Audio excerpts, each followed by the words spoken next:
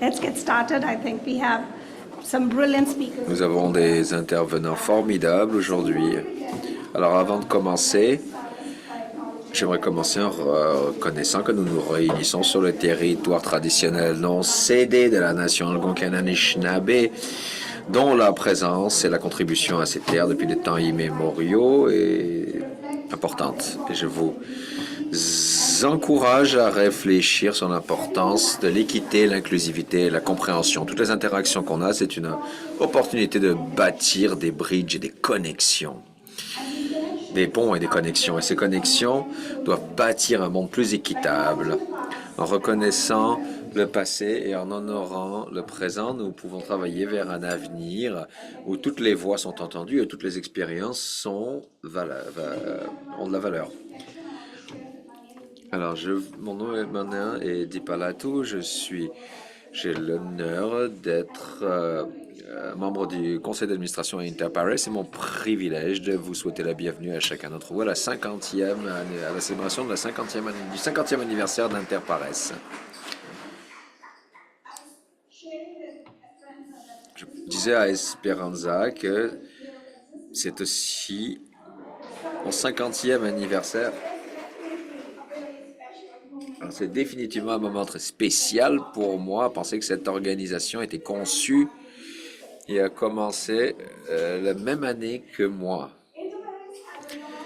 Interpares a un engagement à long terme, à travailler avec les peuples autochtones à travers le monde. On travaille avec des différents mouvements de préservation, de survie. Notre travail est enraciné dans les valeurs de la justice, l'égalité, la solidarité. Nous croyons à responsabiliser les gens pour qu'ils soient au centre de leur propre développement, confronter les injustices et mettre en place des solutions locales. Alors que nous nous réunissons aujourd'hui et que nous célébrons ce moment, nous sommes aussi très sensibles au climat actuel politique. Il y a beaucoup de changements qui présentent beaucoup de défis. Partout dans le monde, nous voyons des changements dans le pouvoir politique, des conflits continue et des guerres commerciales. Dans le climat actuel de profitabilité, l'obscénité de l'égoïsme, notre travail est plus important que jamais. Ces circonstances montrent le besoin critique pour la résilience et l'adaptabilité. J'aimerais souhaiter la bienvenue à nos membres, nos invités, notre personnel, les membres du conseil d'administration. Un merci spécial aux membres qui font de notre conseil et à nos anciens membres, à quelqu'un qui n'est pas avec nous, Amanda Dell, notre membre du conseil, pour son leadership exceptionnel dans les dernières années. Amanda nous a guidés. Amanda nous a guidés avec la grâce et la sagesse qui a établi une fondation forte pour le futur d'Interpares. Alors que nous célébrons 50 ans d'Interpares, reflétons sur notre parcours et l'impact que nous avons eu. Je suis toujours inspiré par ces mots. Un autre monde n'est pas toujours possible. Elle arrive. Je peux l'entendre respirer dans le silence, et je l'entends respirer dans les jours comme aujourd'hui, la Terre. Alors, cette citation a beaucoup d'importance pour moi. Ça nous rappelle que les valeurs de notre mission, qui nous rappellent nos efforts tous les jours. Alors, merci à chacun d'entre vous pour votre présence ici et pour votre appui continu à Interpares. Je vais maintenant inviter Sam à partager ses remarques. Merci, Dipa. Bonjour tout le monde. C'est un grand plaisir de vous accueillir ce soir et de vous voir en si grand nombre. Merci d'être venu. Dipa, il faut avouer que j'ai pas su que c'était ta 50e année sur Terre parce que c'est pareil pour moi. Clairement, c'était une année très spéciale, 75. Je me présente, je suis Sam McGavin et j'ai l'honneur de porter le titre de directrice générale à Interpares. Nous avons une soirée riche devant nous. Nous débuterons avec une réflexion partagée par mon ancien collègue Brian Murphy, qui a passé plus d'un quart de siècle au sein de l'équipe. Par la suite, je passerai le bâton à mon collègue Eric Charette, qui animera un panel riche avec nos conférenciers et conférencières invités, suivi d'une conversation collective. J'espère que vous allez demeurer après la clôture de la soirée pour continuer les conversations débutées, venir nous poser des questions, partager des beaux souvenirs avec nous et prendre un verre ensemble. Sur cela, je tiens à mentionner qu'il y a un bar payant au fond de la salle et que les salles de bain se trouvent dans le couloir après le vestiaire et qu'elles sont non-genrées. Si vous avez besoin de la traduction simultanée, veuillez visiter la table à l'entrée pour vous procurer une casquette. If you're not following anything I'm saying whatsoever, this is your moment to go outside and to go get a device to listen to the interpretation headset. Nous prendrons des photos lors de l'événement. Si vous n'êtes pas à l'aise avec la publication de votre photo dans nos matériaux, veuillez vous croiser les bras quand vous voyez la photographe et comme ça, nous saurons vous exclure de toute publication. Je tiens à mentionner aussi qu'à la même table, dehors, il y a une copie de notre politique événementielle. J'espère que vous l'avez déjà vue. Si jamais quelque chose se passe ce soir qui vous rend mal à l'aise ou que vous avez besoin de quoi qu'il soit, venir me voir ou de venir voir Deepa, notre présidente, pour nous faire part de vos préoccupations. En parlant de table, il y a également une table avec des photos et des souvenirs de nos 5 décennies de militer entre égaux. Je vous encourage d'y aller faire un tour. Sans plus tarder, j'invite à l'estrade mon cher camarade Brian Murphy.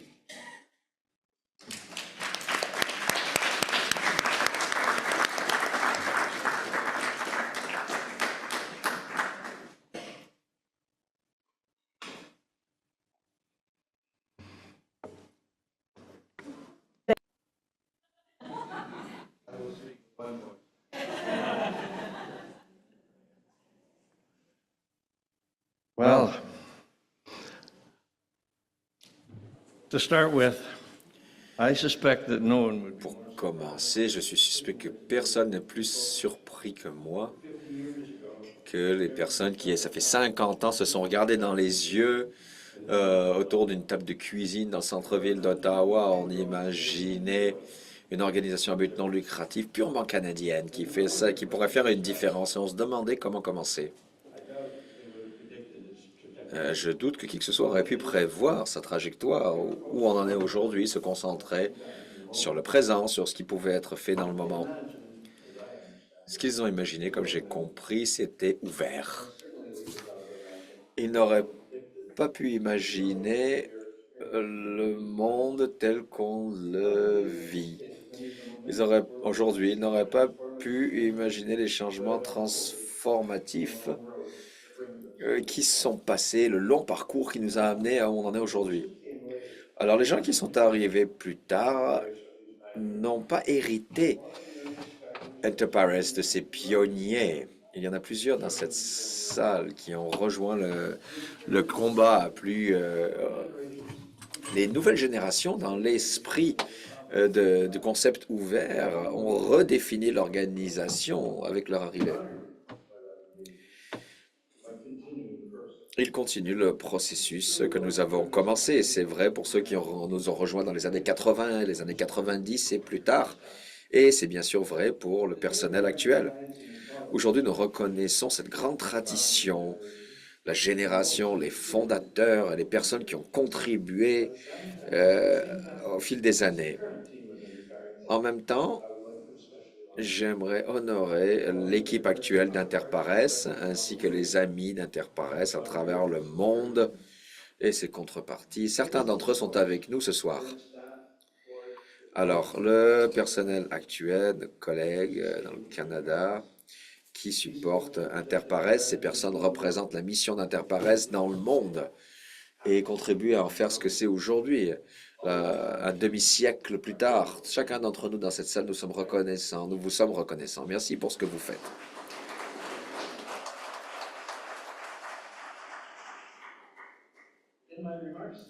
Dans mes remarques, ce soir, j'essaie de capturer de façon très simple certains des éléments qui font d'Interpares ce que c'est. Il y a beaucoup d'histoire. Je ne veux pas faire un narratif qui serait stérile et ennuyant, et c'est impossible de capturer l'histoire de toute façon.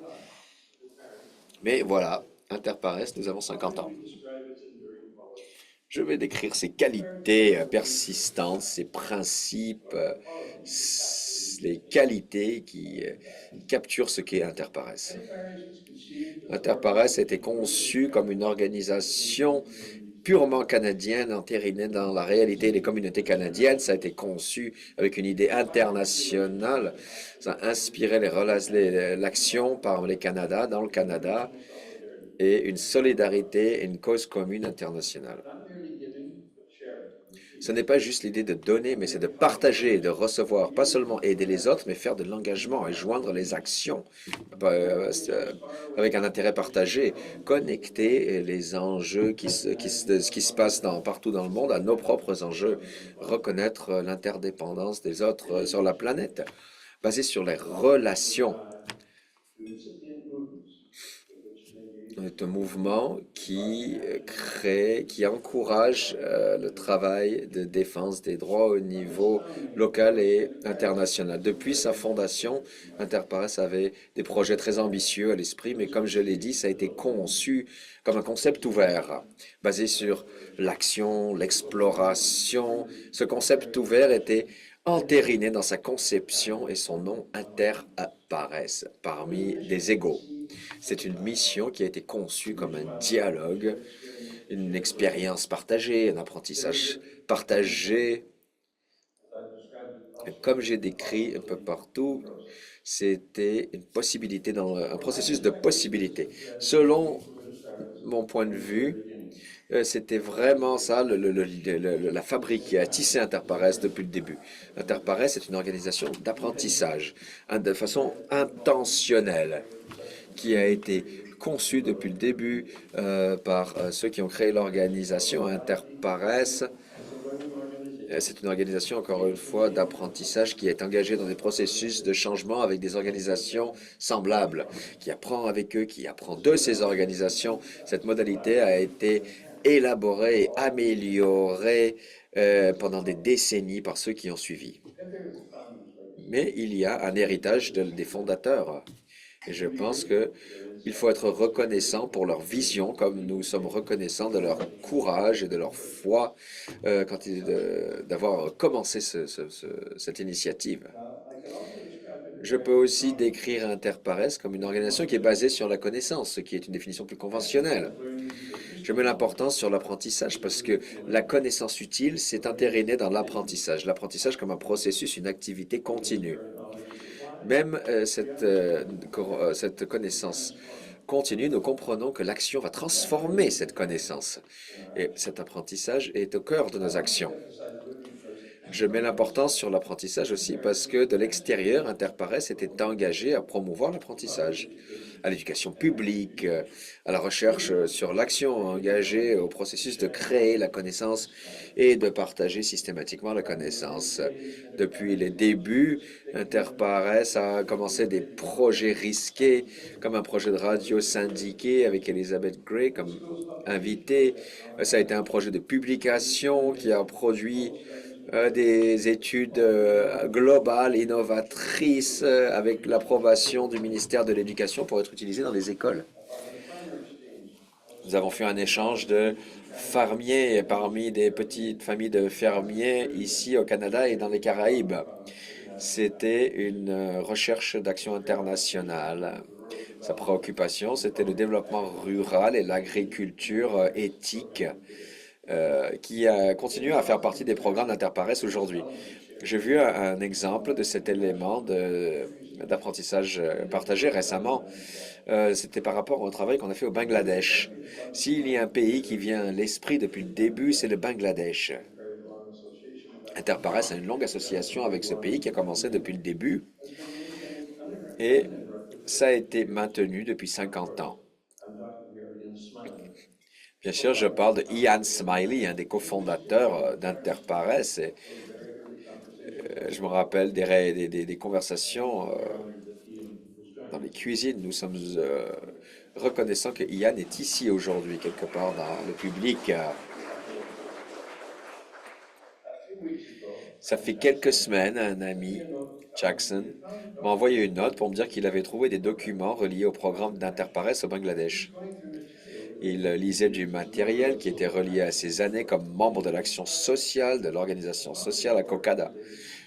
Il a trouvé un rapport qui parlait des problèmes dans la ville. C'était de janvier 1992.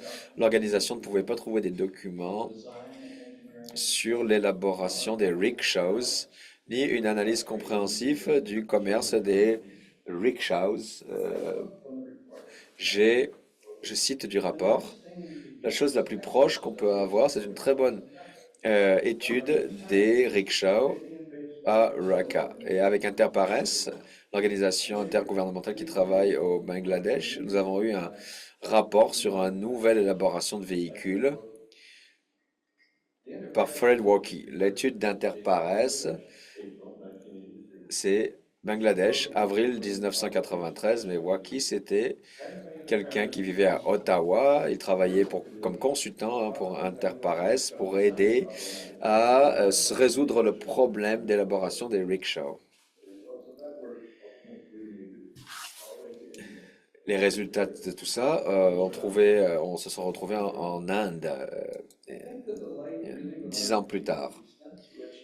Alors, je pense que ça montre comment la création de la connaissance peut être à l'avant-garde de notre travail. Quand la première étude a été publiée, ce livre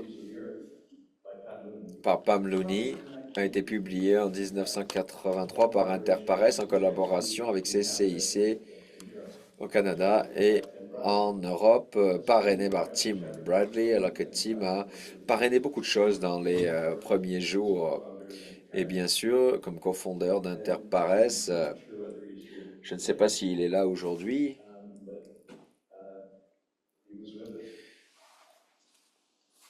mais il était avec nous. Ils ont lancé un mouvement qui était très riche et son activisme continue aujourd'hui.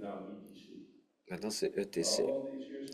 Et toutes ces années, l'Interpares est resté central à ce mouvement de façon internationale et au Canada. Il travaille sur l'agroécologie et la souveraineté alimentaire. Interpares a gardé une très bonne relation avec l'ATC qui a commencé, ça fait des décennies. Mais cette capacité à avoir des relations, cet engagement, cette loyauté pendant les bons et les mauvais temps, c'est un signe d'Interpares. C'est ça qui représente Interpares au Canada et dans le monde. Alors, plutôt de continuer à faire des références de programmes passés, de produits, d'événements passés, je vais essayer de déterminer le travail d'Interpares alors qu'il a évolué. Qu'est-ce que font nos collègues à Interpares? Et qu'est-ce qu'ils font depuis très longtemps pour continuer comme une organisation d'apprentissage qui fait des choses très utiles avec des gens très intéressants?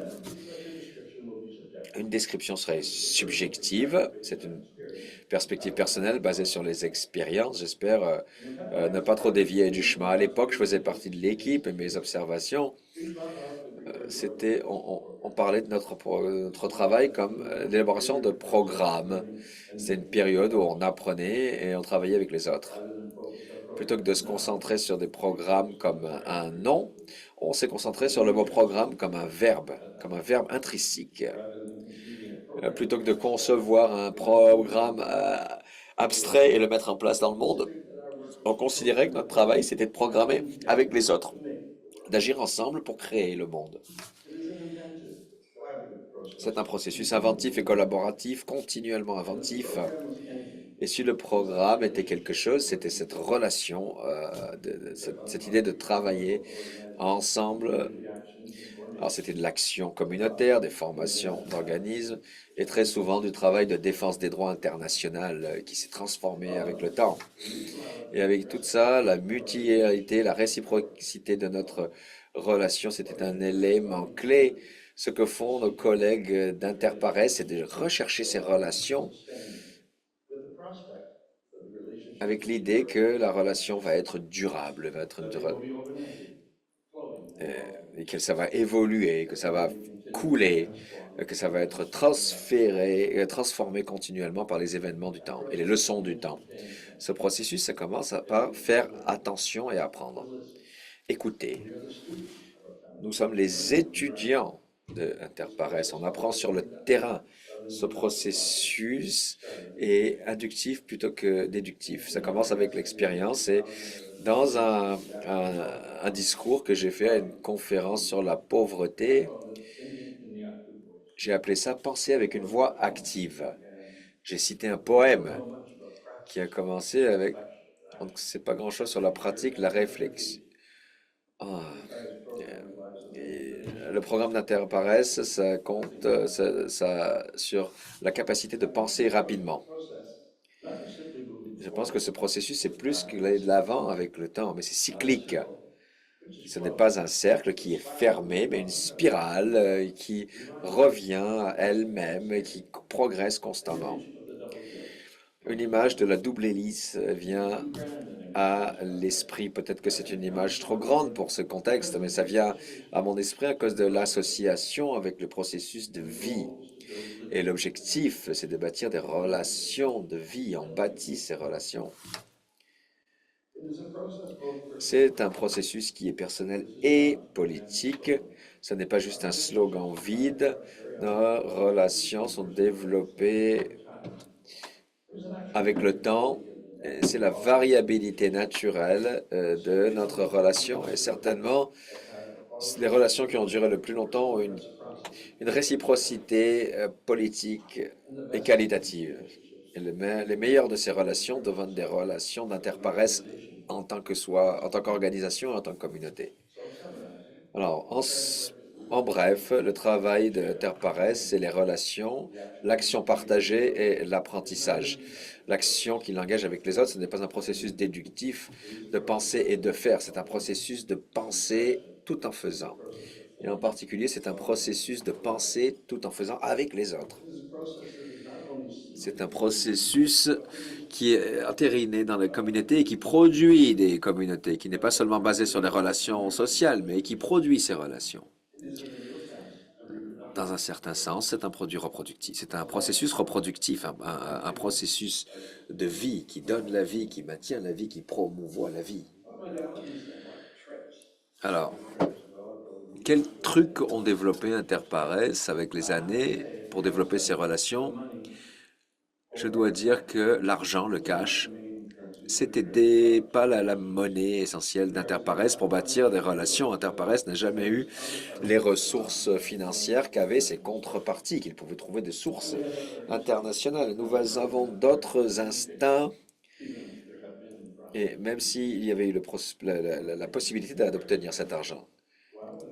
Ce qu'a fait Interpares, pour ce qui est de l'argent, il n'y a pas beaucoup d'argent, mais c'était quand même un trésor. Parce que Interpares disait, si vous avez les ressources, qu'est-ce que vous voudriez faire le plus, que vous ne pouvez pas faire maintenant? Et après ça, on s'est mis ensemble et on a essayé de déterminer comment obtenir les ressources, l'argent, le talent, la formation, des voyageurs, etc. Et comme ça, on est devenus des collaborateurs. On a commencé à apprendre sur l'organisation, sur la réalité dans laquelle ils travaillent et toutes leurs interactions, leurs véritables aspirations. L'idée, c'était d'être un collaborateur stratégique, un co-conspirateur, peut-être comme on pourrait dire. Cette approche créative et flexible est plus difficile à accomplir dans le monde réductif d'aujourd'hui. Mais mon impression, c'est qu'Interpares arrive quand même à bien faire ça. Au-delà de ses relations avec Interpares dans différents pays, je pense que rien n'a mieux caractérisé la stratégie de programme d'Interpares plus que l'importance sur bâtir des coalitions, renforcer l'action à travers des structures collaboratives et bâtir des cercles concentriques jusqu'au régional et au niveau global. Donc le focus va au-delà de soutenir le développement, contribuer au processus de cette organisation communautaire, la collaboration, connexion, se rencontrer, bâtir des alliances. Là, j'ai toujours vu la chose comme étant une question de lit, et après Paul Marat. Donc, ceci implique toujours en train de penser en termes de trouver des façons d'utiliser les ressources, le peu de ressources dont on dispose, et puis utiliser l'argent, n'est-ce pas, pour lancer là-bas, et puis continuer le processus au fur et à mesure. Donc, le principe de ne rien faire tout seul, qu'on peut faire mieux avec les autres, n'est-ce pas, travailler avec conviction, en sachant que personne n'est mieux seul, quoi. Interpares, c'est l'histoire d'une question de collaboration, de soutenir des formations nationales et internationales qui existent déjà ou de nouvelles, selon le cas, et donc sa réputation et pour un leadership tranquille, bâti des instructions tranquilles, bâti des structures, créer un profil, n'est-ce pas, au collectif. Donc là, ce que je pense, c'est que l'Enterprise, de très tôt, travaille avec et à travers les actions culturelles et dans ce sens, qu'est-ce que ça veut dire par tout ceci? Je veux dire que, vu les citations auxquelles font face, les commentaires font face, sont ancrés dans la société, dans la culture. Et là, ce sont des réponses authentiques qui sont sociales et culturelles. Partout où on travaille, qu'importe l'enjeu, que ce soit social, c'est ça qui est en jeu. Et la réponse que les communautés et les personnes donnent sont des réponses sociales et culturelles. Donc cela, c'est la force, une force qui est au corps même de notre mouvement effectif, que durable.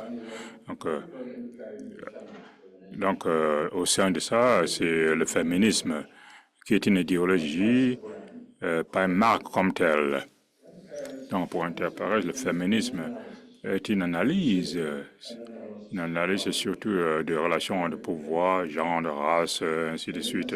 Et puis, la transformation est nécessaire.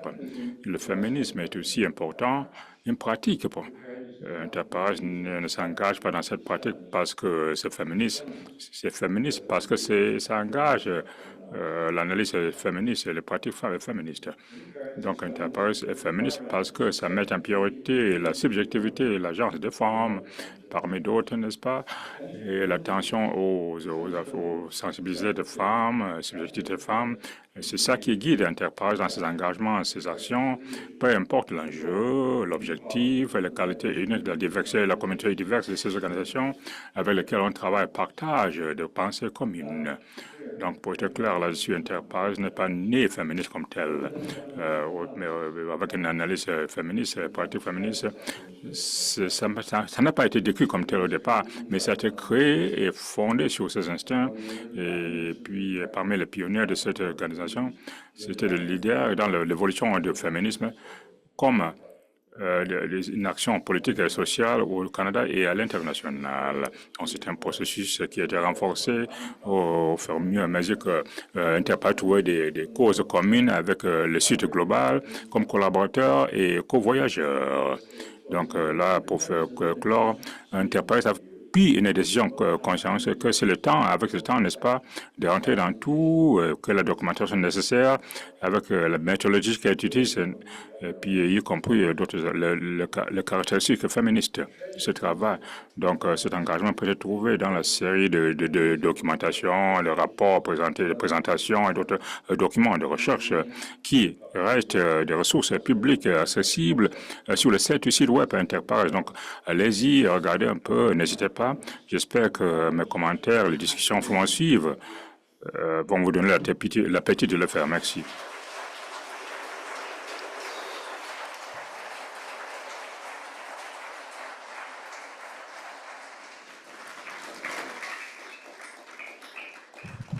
Merci, Brian, pour ces belles réflexions et ces beaux souvenirs.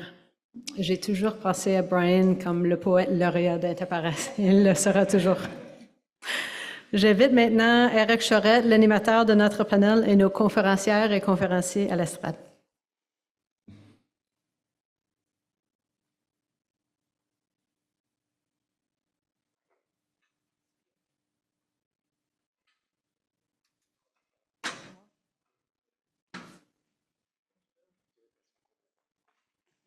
J'aurais dû mentionner, so if you're using interpretation headsets, then Donc, la chaîne numéro 1, c'est l'anglais, et le 2, c'est le français. numéro 1 pour l'anglais et numéro 2 pour le français.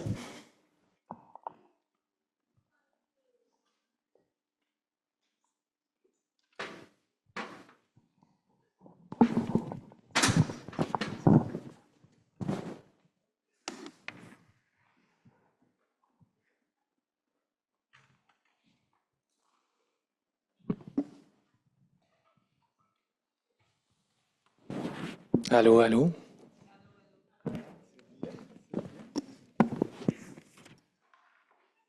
Oh my gosh. You're beautiful. Vous êtes belle. Beau, selon le cas. Interpares à 50 ans, c'est très joli, non? Très beau, comme une belle communauté, Brian. Merci beaucoup, Brian, pour vos paroles. Et je suis tellement incité, très ému d'être ici ce soir avec ces activistes co-conspirateurs d'Interpares qui sont vraiment des activistes incroyables dans leur propre droit et dans le travail qu'ils font dans leur propre contexte à eux, mais aussi qui ont laissé leur marque, n'est-ce pas, avec leur collaboration avec Interpares au cours de décennies. Là, il y a Mariam ici, qui provient de l'Afrique de l'Ouest, de Burkina Faso. Il y a Dr. Sylvia, qui s'appelle Guy des Philippines, Espérance Samorin de la Colombie d'origine, activiste ici au Canada, et Gemini, qui est très active sur les ressources. Vous pouvez lire les biographies, n'est-ce pas, dans les programmes que vous avez reçus. Donc, l'histoire partagée qu'on a ici est vraiment quelque chose. Et je suis honoré d'être ici ce soir. Je me présente à Auvre Chauvin, gestionnaire de programmes. Et puis, j'ai aussi 50 ans, n'est-ce pas? J'ai fait donc mes 50 ans. Ma 20e année à Interpares, c'est ça que j'ai fait. Mais ça s'est passé rapidement. Et vraiment, c'est quelque chose. Donc, allons dans la chose, n'est-ce pas, les origines de cette relation. Là, on va parler sur beaucoup de points qu'a soulevé Brian. Il a parlé de relations long terme, de féminisme, il a parlé d'agences locales. Donc là, ce sont des caractéristiques importantes, n'est-ce pas, des principes importants qui sont clés à notre entreprise. Donc là, commençons par ça. Mariam, donc, assurez-vous que vous avez vos casques parce qu'on va changer de français à l'anglais et vice-versa. Donc, Mariamé, un plaisir d'être avec toi ce soir. Vraiment, merci d'avoir fait le voyage du Burkina Faso pour être avec nous ce soir.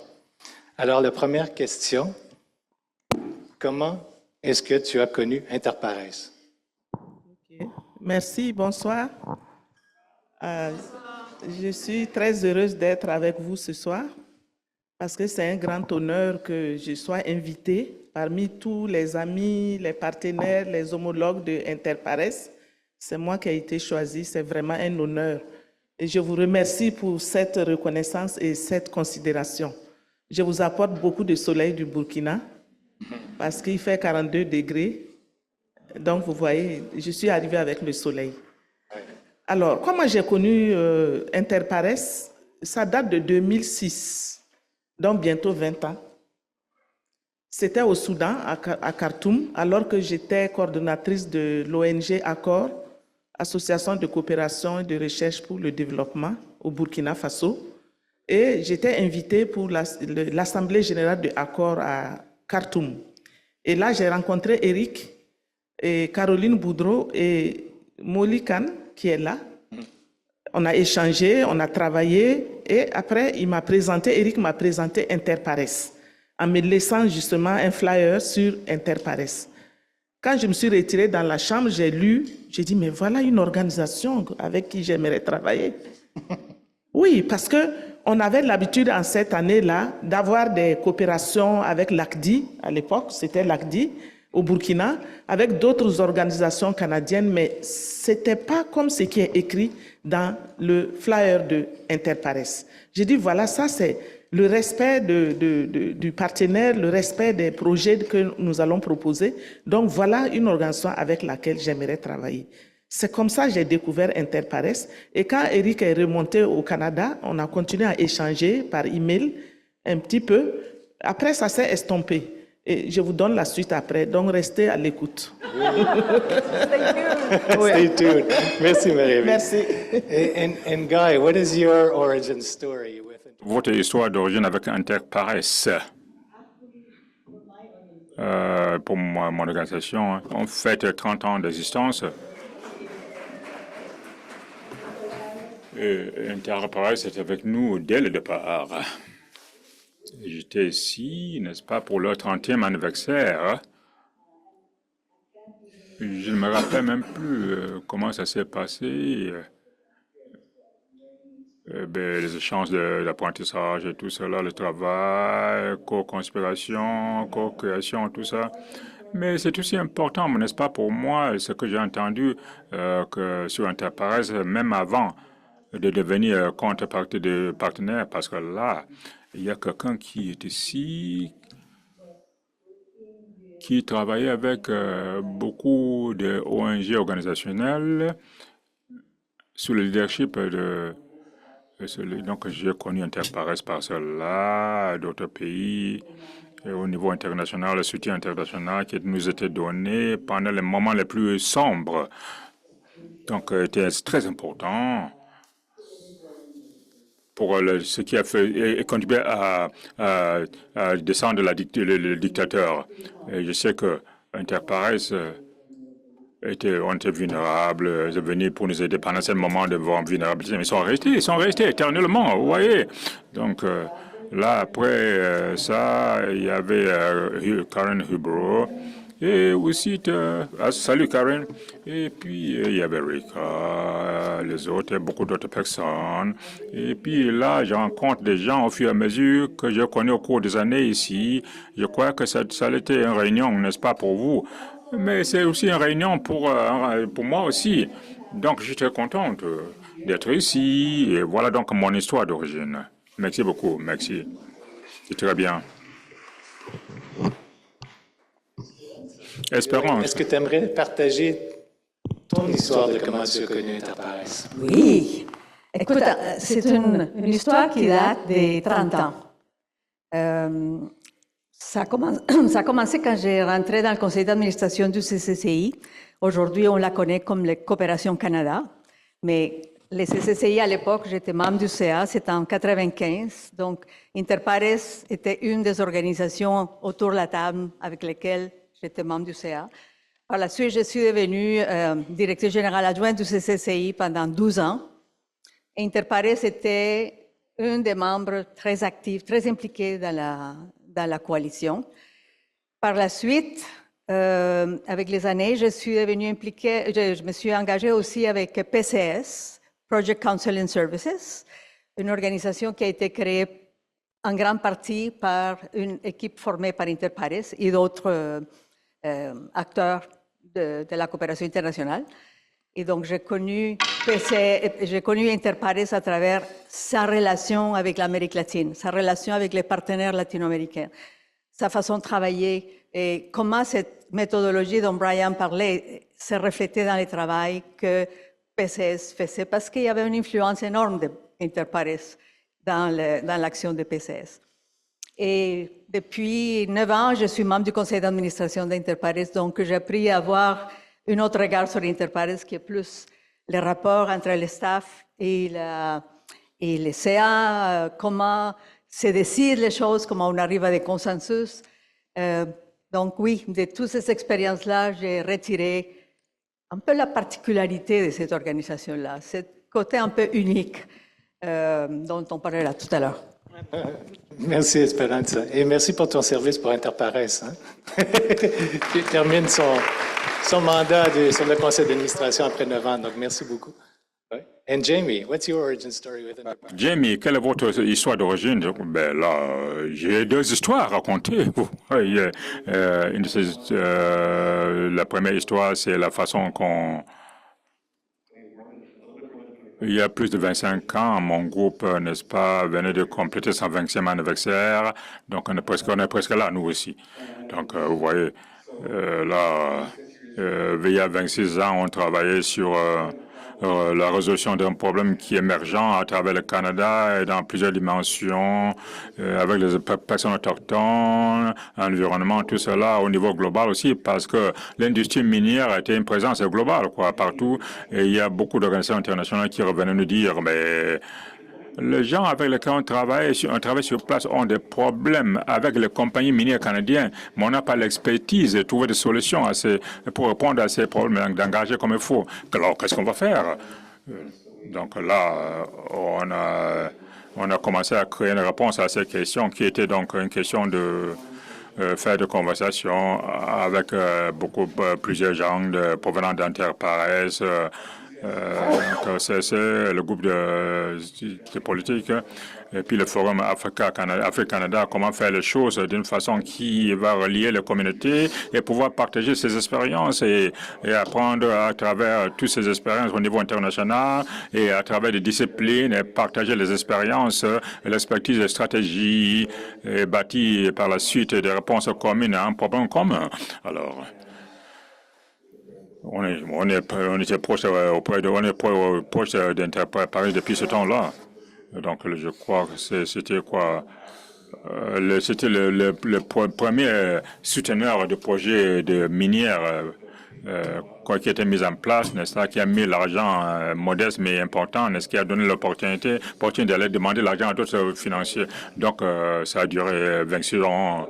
Mais c'était ma première expérience, n'est-ce pas, qui a commencé il y a 10 ans, lorsque je terminais mon diplôme, mon bac en biologie, et je suis allé voir, parce que là, j'aime aller dans les Antilles et le Caraïbes. Je suis allé parler à Jim Carris d'Enterprise sur ce que j'ai pu apprendre pendant que j'étais là.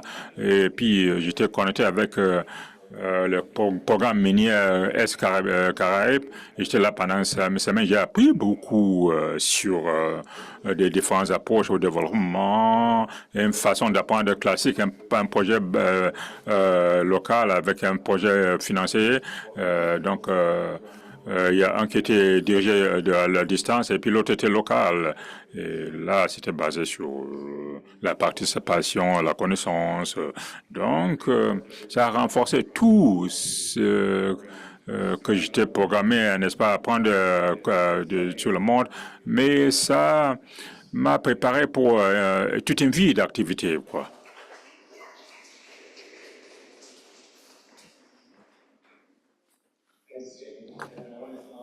Merci, Jamie. Je reconnais que Bruce est ici. Donc, toute la famille était importante, n'est-ce pas, aux trajectoires d'Enterprise et ses analyses.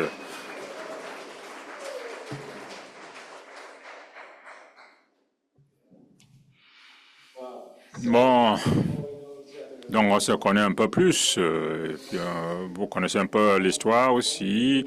Un des thèmes qui a parlé Brian était le féminisme. Quand tu décrivais Enterprise, Brian, c'est quand même, a passé beaucoup de temps à décrire l'approche d'Enterprise, comment on voyait le féminisme, notre analyse féministe. Et c'est vraiment quelque chose qui est extrêmement important dans l'approche d'Enterprise en termes de reconnaître le patriarcat qui existe, puis la façon de combattre ça pour vraiment avoir une égalité, une véritable égalité, une justice. Et ici, on a des grandes féministes. Je pense qu'on a des hommes féministes aussi, champions. Et dans la salle aussi, c'est vraiment un terme qu'on utilise, puis on est décomplexé quand on l'utilise. C'est quelque chose qui est extrêmement important, puis on va continuer à défendre le féminisme. Mais j'aimerais demander à Marie-Aimée, comment tu vois le féminisme? Comment dans ton travail auprès des communautés en Afrique de l'Ouest, ton approche et le travail que tu as fait pour vraiment combattre les inégalités puis transformer ces relations de pouvoir? Merci, Eric. C'est une question très, très importante pour moi parce que je viens d'un pays où le patriarcat est le principe du système social de socialisation. c'est-à-dire la suprématie de l'homme sur la femme. Et dans toutes les 60 ethnies qu'il y a dans mon pays, c'est ce système qui prévaut. Et quand on parle de patriarcat, ça veut dire qu'il y a des normes, des valeurs, des interdits, des croyances qui maintiennent la domination de la femme par l'homme. Et moi-même, j'en ai été victime à mon enfance. On n'a pas trop de temps pour s'étaler là-dessus. Donc, il fallait se battre. Il faut que les femmes se battent pour se libérer. Mais comment se battre quand toute la société est organisée de cette façon? Donc, il faut trouver des stratégies pour contourner, pour casser, déconstruire, et pas dans la violence, mais avec astuce, avec souplesse et avec stratège, être stratège. Qu'est-ce qui se passe? D'abord, il faut que les femmes comprennent ce que c'est que le patriarcat et quel est l'impact. Puisque, ayant été socialisées là-dedans, on trouve normale la situation, alors qu'elle n'est pas normale. Parce que nous sommes des citoyennes comme les hommes et il faut que nos droits soient respectés, que nous puissions jouir de nos droits et que nous soyons des citoyennes à part entière. Alors, donc, il faut discuter d'abord avec les femmes pour les amener à comprendre les enjeux et en quoi le patriarcat est un frein et comment casser et déconstruire et trouver des leviers pour pouvoir actionner et avancer. Dans ce sens, donc, on donne des informations, on donne des formations, on sensibilise et on amène les femmes à s'organiser. Parce que seul dans sa famille, il est très difficile de réussir le combat. Donc, on se met ensemble, on se donne la main, comme on le dit, une seule main ne peut pas ramasser la farine. Donc, on se met en union, en groupement, en association pour pouvoir influencer les leaders communautaires qui sont les garants de la tradition. Les leaders religieux aussi qui sont les garants des normes religieuses qui maintiennent aussi les femmes dans ce patriarcat. Et aussi quelques hommes que nous avons identifiés dans les communautés comme étant des hommes ouverts, progressistes, qui ne sont pas tout à fait fermés et qui travaillent à ce que le patriarcat ne soit pas un poids sur les femmes. On les appelle des hommes champions féministes. Nous n'employons pas tellement le mot féminisme. Oui, parce qu'il fait peur dans le contexte de notre pays. Quand on dit féministe, on a l'impression que c'est une personne qui veut exterminer tous les hommes. C'est ce sentiment qui est là.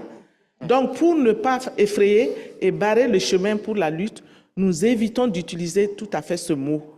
Nous disons seulement, nous travaillons pour que hommes et femmes se donnent la main pour construire la famille, la communauté et tout le pays. Et là, les hommes sont plus réceptifs et on a pu identifier des hommes très ouverts qui, au lieu d'utiliser leur domination, leur privilège pour dominer les femmes, utilisent surtout ce privilège pour créer des conditions pour qu'il y ait plus d'égalité et d'équité entre l'homme et la femme. Nous les avons appelés donc des champions féministes, des hommes masculins positifs qui nous aident, qui aident toutes les unions des femmes à travailler, à influencer et les politiques et les leaders et les gens de la communauté et d'autres hommes réfractaires au changement pour que nous puissions avancer. Et quand nous avons un accompagnement comme Interpares qui vient nous accompagner, ça ne fait que faire progresser les choses. Et aujourd'hui, vraiment, nous pouvons dire que nous avons atteint un niveau de compréhension, un niveau d'engagement, un niveau de combat, un niveau d'action qui change la situation. Et donc, nous disons que les femmes changent la situation. Les femmes portent le flambeau pour que l'égalité soit de mise dans nos pays, dans notre pays, et presque dans toute la sous-région ouest africaine. Nous sommes en coalition, en mouvement de femmes pour pouvoir changer la situation. Et c'est ce qui se fait aujourd'hui. Et vraiment, moi, je suis heureuse d'avoir pu contribuer à cela parce que j'ai donné beaucoup de formations sur les questions d'égalité de genre. On a écrit beaucoup avec des groupes pour pouvoir transmettre des messages. On a formé les hommes et les femmes en plaidoyer pour pouvoir actionner auprès des leaders et des décideurs afin qu'ils comprennent que la femme ne peut pas être une citoyenne de seconde zone. La femme doit être au même niveau que l'homme, quelles que soient les normes socio-culturelles. Et je vous assure, la mayonnaise a pris. Et nous travaillons maintenant à ce qu'il y ait la relève, que les jeunes aussi comprennent que cela doit se poursuivre et que ça ne doit pas s'arrêter en si bon chemin. Voilà ce que je peux dire rapidement. Comme on n'a pas beaucoup de temps, Sinon, il y a beaucoup d'exemples qu'on aurait pu donner pour montrer qu'est-ce qui se passe. Moi, j'ai vécu les différentes situations. En tant que fille d'une famille de 12 enfants, fille 4e, 5e position, j'ai subi des inégalités qui m'ont amené à m'engager pour ce combat. Et grâce à mes études et à la rencontre avec des personnes comme Eri, comme Fernande, comme Dieneba, je vous assure, ça me donne du punch pour continuer à me battre et amener d'autres femmes à se battre pour qu'on n'est pas contre les hommes. Ce sont nos complices, ce sont nos partenaires. Il faut que nous nous donnons la main pour travailler ensemble. C'est ce message que nous essayons de faire passer et je vous assure, ça passe. En milieu rural comme en milieu urbain. Merci. Voilà, merci pour l'accompagnement de Interpares. Oui, merci beaucoup. Il va y avoir un moment à la suite de l'événement, si vous voulez continuer à jaser avec Marie-Aimée. Il y a des beaux exemples de réalisation. On travaille justement sur le foncier, où c'est extrêmement difficile pour les femmes d'avoir accès à la terre. Puis à travers du travail qu'elle a fait, les formations et tout ça avec les organisations en Afrique de l'Ouest, le foncier, ça devient quelque chose où les femmes peuvent avoir accès à la terre, cultiver leur terre. Donc, c'est des belles réalisations. Merci. Guy, you're working on some very interesting... Travaille sur des choses intéressantes, n'est-ce pas, dans les Philippines, dans un contexte qui porte des défis aussi, il faut le dire. Donc, avec les influences conservateurs, vous travaillez sur la santé des femmes. Je me demandais si vous pouvez partager un peu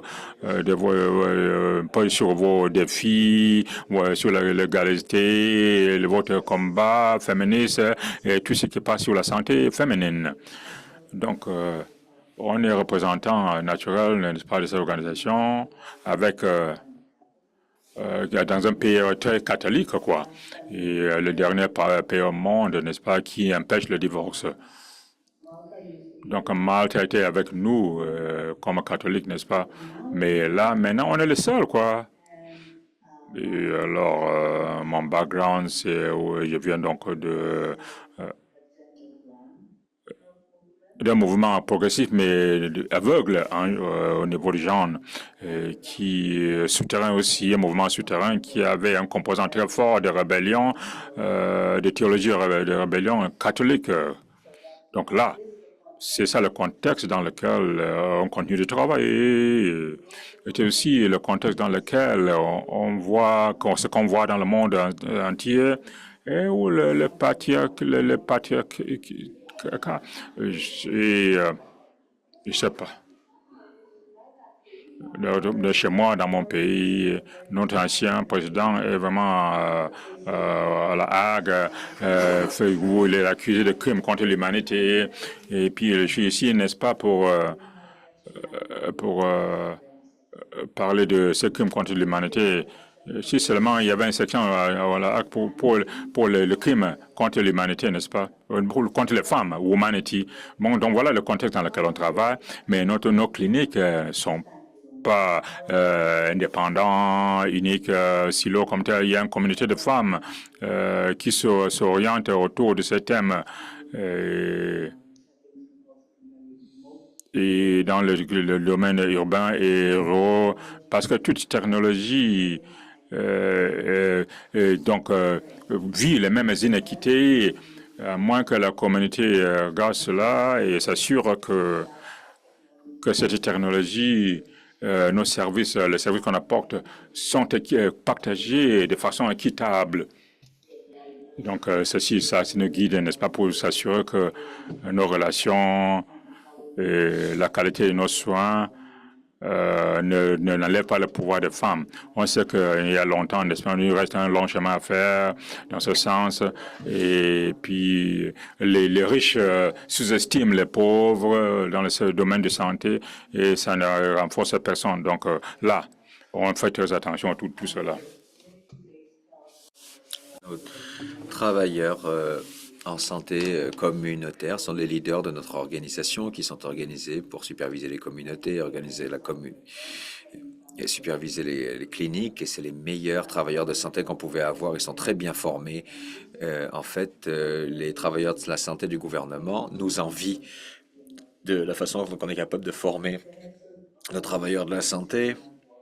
Les têtes de l'organisation sont sur notre conseil d'administration. Notre conseil d'administration a des représentants des organisations de ces cliniques. Nous avons aussi une organisation de jeunes. On commence avec un programme pour les adolescents. Ce sont tous des Gen Z. Alors, on a entendu des rumeurs. Non, on a eu, pardon, des boomers. On a eu des millennials. Et on a eu maintenant on a des Gen Z. Et même des plus jeunes. Alors, c'est un effort multigénérationnel. Je pouvais continuer, mais une chose que je veux mentionner, c'est que nos premières mères, des boomers de notre génération qui organisaient déjà leurs enfants quand ils étaient adolescents. Et c'est comment les enjeux modernes, comme les enjeux d'LGBTQ, sont devenus si importants, parce que cette génération qu'on a commencé à organiser et continuer à regarder, à se pencher sur les enjeux de la santé reproductive. Et on n'a pas beaucoup de conflits intergénérationnels.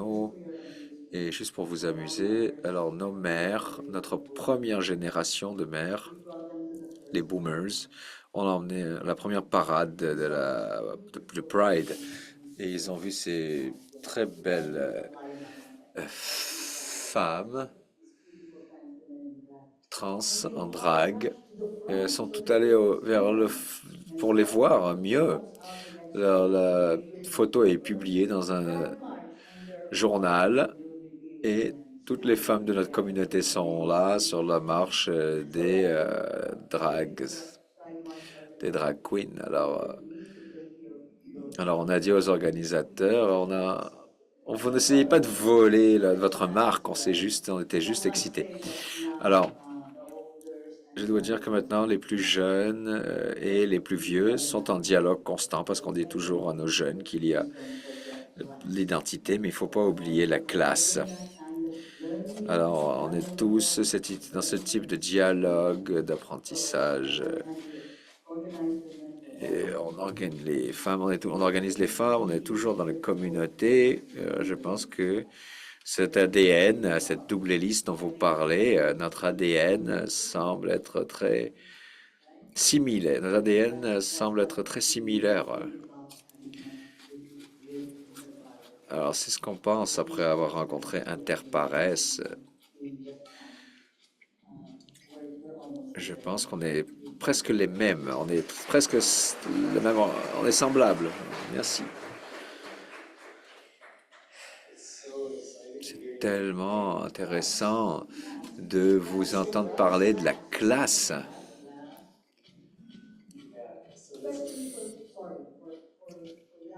En particulier pour les jeunes dans les communautés pauvres. S'ils pensent qu'à l'identité, ça nous dérange un peu. Ça doit être l'identité et la classe. C'est une bonne transition à la prochaine question. La prochaine question ou le sujet de discussion, c'est aussi l'approche on travaille en solidarité avec les peuples du monde. On travaille au Canada comme activistes, comme militants, puis on travaille aussi main dans la main avec des organisations dans le Sud mondialisé. Donc, l'idée de travailler charité, c'est quelque chose qu'on rejette.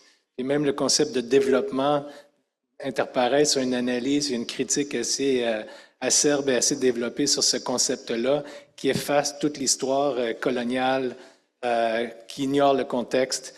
Donc vraiment, c'est quelque chose qui nous fâche un peu, puis qu'il faut déconstruire. Puis je pense que Jamie et Esperanza vont nous parler un peu de vos approches, justement. Peut-être, Esperanza, si on pouvait commencer avec toi. Je sais que hier, tu parlais un peu de quand tu étais au CCCI, puis tu as rencontré Interpares, tu as vu comment ils travaillaient. Ils agissaient un peu, il y avait une approche un petit peu différente. Donc, je ne sais pas si tu voulais peut-être échanger un peu, nous en dire un peu plus. En fait, quand on travaille avec une coalition de presque 100 organisations à travers les pays, très diverses, grandes, petites, églises, syndicats, plus progressistes, un peu plus corporatif, si on veut. Ils ont des attentes très différentes par rapport à ce qu'une CCCI doit faire. Pour certaines, une CCCI doit être la voix du secteur, donc doit représenter l'industrie de l'aide internationale. Et donc, on doit aider les membres à mieux le représenter. Pour d'autres membres, c'est plus un lieu de concertation sur les programmes ou sur les régions. Pour d'autres, c'est plus comment on va unir nos voix ensemble pour pouvoir multiplier l'effet de toutes nos expériences et être capable d'influencer les politiques du Canada dans le monde. Et ça ne sera pas difficile pour vous de savoir où est-ce que se situe Interpares dans cette catégorie de différentes attentes par rapport au CCCI. J'ai toujours senti que pour Interpares, par exemple, quand on demandait à Interpares de prendre la parole au nom du secteur, ils n'essayaient pas d'arriver avec un branding. Interpares, on a investi dans notre nom, dans notre logo, on voit que ce soit connu. Ils arrivaient avec voulant parler au nom du secteur, des valeurs partagées, des choses qui nous relient ensemble. Et c'est quelque chose qu'on appréciait beaucoup, d'avoir des membres, n'étaient pas les seuls Interpares, mais il y avait quelques rares organisations qui étaient capables de parler au nom du secteur. Et cette singularité, je pense, d'Interpares, c'était d'utiliser, si on veut, les CCCI, utiliser les conseils comme un peu dans la définition de construire les coalitions. Si on est une coalition, on peut mettre nos efforts en commun et faire avancer les politiques publiques. Et j'ai le souvenir, par exemple, que c'est grâce à Interpares que le CCCI a développé un groupe de politique pour l'Afrique. À l'époque, Molly était là, ils ont mis énormément d'efforts pour qu'il y ait un groupe Afrique qui parle sur les politiques en rapport à l'aide canadienne et les politiques étrangères canadiennes en Afrique. Donc, un rôle important dans ce renforcement de la coalition. Et je peux dire que ce travail de former des coalitions ou d'être un joueur de coalition, c'est quelque chose qui fait partie de l'ADN, je crois, d'Interpares. C'est comme une façon de travailler avec les autres. Mining Watch est un exemple, les groupes de travail c'est un exemple, la contribution au CCCI c'était un exemple aussi. Et une autre question qui est il fait partie de la marque de commerce d'Interpares, c'est l'horizontalité des relations dans ces coalitions-là. Interpares ne peut pas prendre le lead, c'est un quiet leadership. Je crois que Brian a mentionné exactement ces mots-là. C'est que cette question d'Interpares est prise très au sérieux. Interpares, c'est des relations égalitaires entre les staff et les CA. Je l'ai vécu comme membre du CA. Relations égalitaires avec les organisations dans le Sud global. Ici, avec les alliés au Canada. Donc, cette voie, nous avons tous la même voie, différents moyens, différentes ressources. Et l'autre caractéristique aussi, cette question de consensus. Arriver à des consensus. Donc, ça prend du temps. Des fois, même nous, comme membres du CA, on trouvait qu'il y avait des questions qui prenaient du temps pour être discutées au niveau du personnel. Mais quand on arrivait au bout de ces discussions-là ou dans les coalitions, on avait une meilleure décision.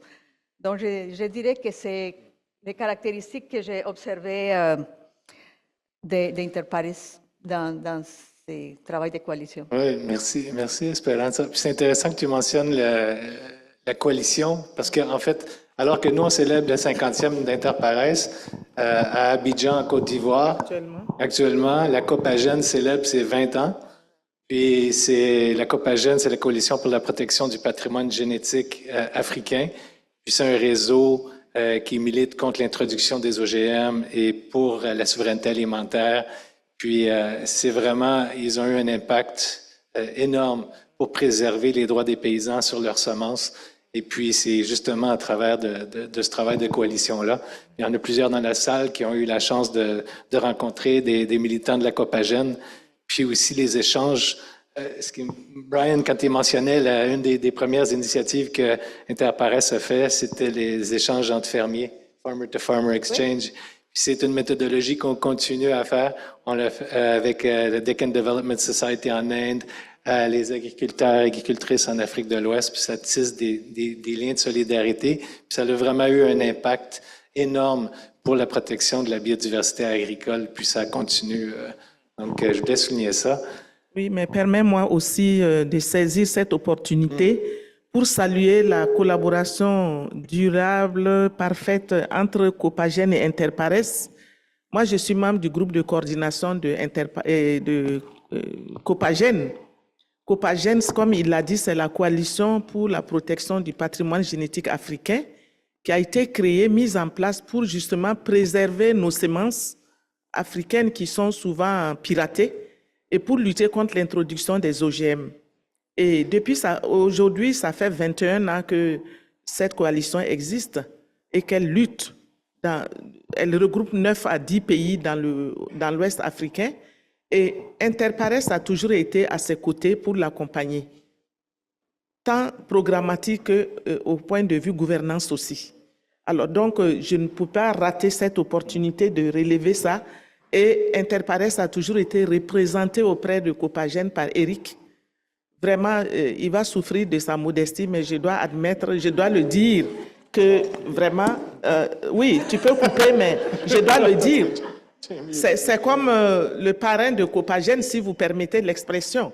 Parce que s'il n'y avait pas cet événement, je suis sûr qu'il serait à Abidjan pour accompagner le forum qui se tient et aussi l'anniversaire, les 20 ans de Copagène. Alors donc, vraiment, merci Eric pour ce soutien. Et c'est là, quand vous dites la création de des coalitions, la co-création, le respect des idées du partenaire, de l'homologue, vraiment, c'est l'approche de Interpares que nous apprécions. Parce que là, tout ce que nous proposons, ça vient de nous et Interpares accompagne. Il n'y a jamais eu d'imposition.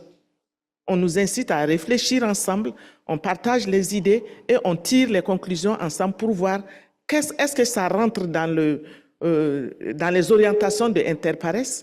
Est-ce que Copagène tire quelque chose de là? Et en ce moment, on avance ensemble. Et ça, c'est vraiment salutaire. Moi, je suis fière d'avoir vécu ça avec Copagène et Interpares. Et je dois le relever ce soir, sinon ce ne serait pas honnête de notre part. Et ce serait ingrat. Ce n'est pas bon d'être ingrat, il faut reconnaître. C'est de la reconnaissance, c'est de la gratitude.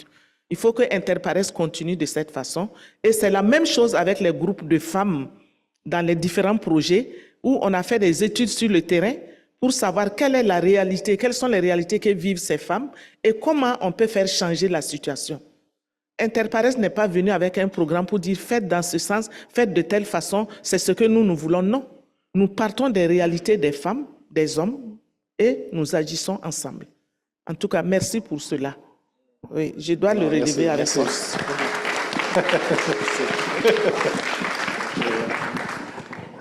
I'd like to give the word to Jamie now, because J'aimerais donner la parole à Jamie parce que le travail que vous faites sur l'organisation, sur l'extraction des ressources et les mines, et un peu plus tôt, vous parliez de comment le contexte est important quand vous organisez. Alors je me demandais si vous pouvez partager une histoire du travail que vous faites.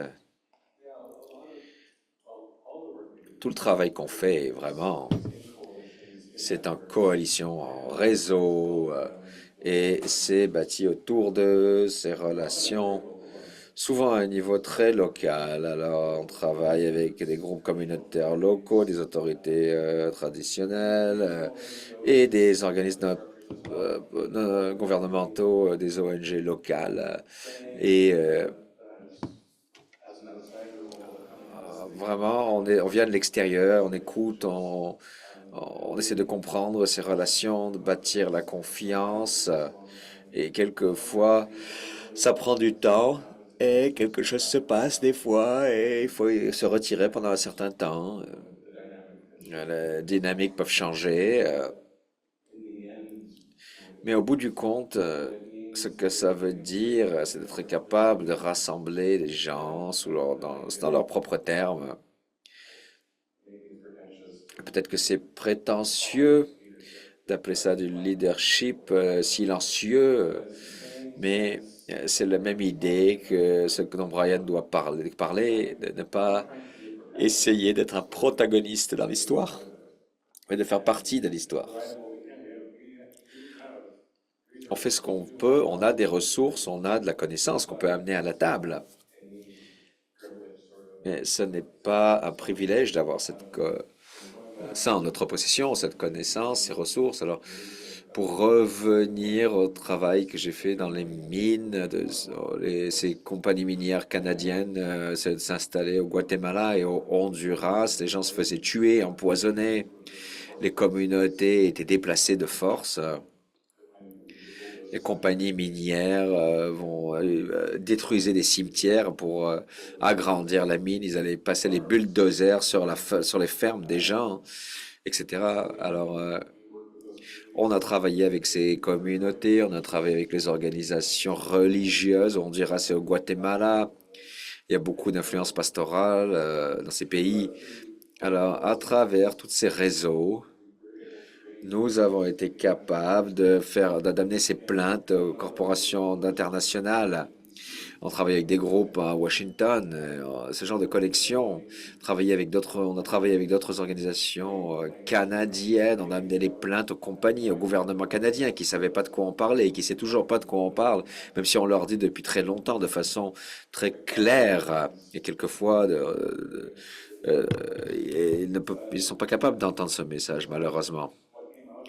Alors, ce qui est sorti de ça, c'est que quelques années plus tard, dans les années 2000, quand il y a d'autres compagnies minières canadiennes qui ont essayé de s'installer au Salvador, alors les organisations du Salvador pouvaient dire, regarder ça et dire, est-ce qu'on a déjà vu ça avant?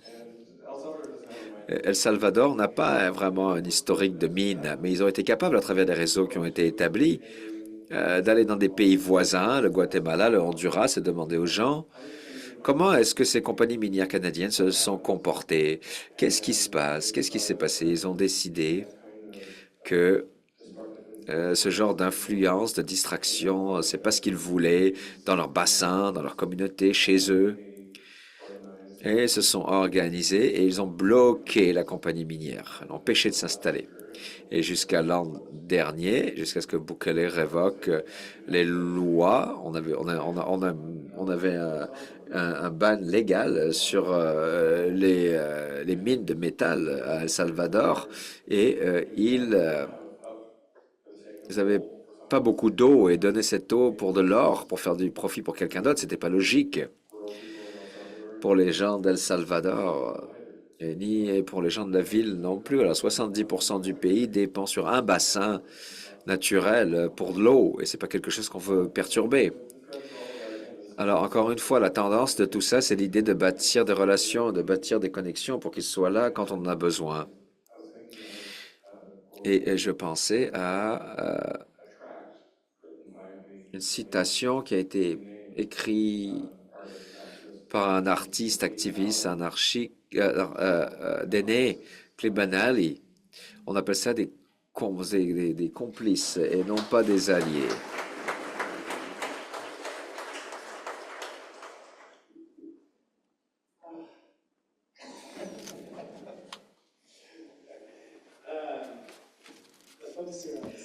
Les gens ici sur ce podium ont une histoire incroyable pour ce qui est de l'organisation, de faire face à des contextes autoritaires.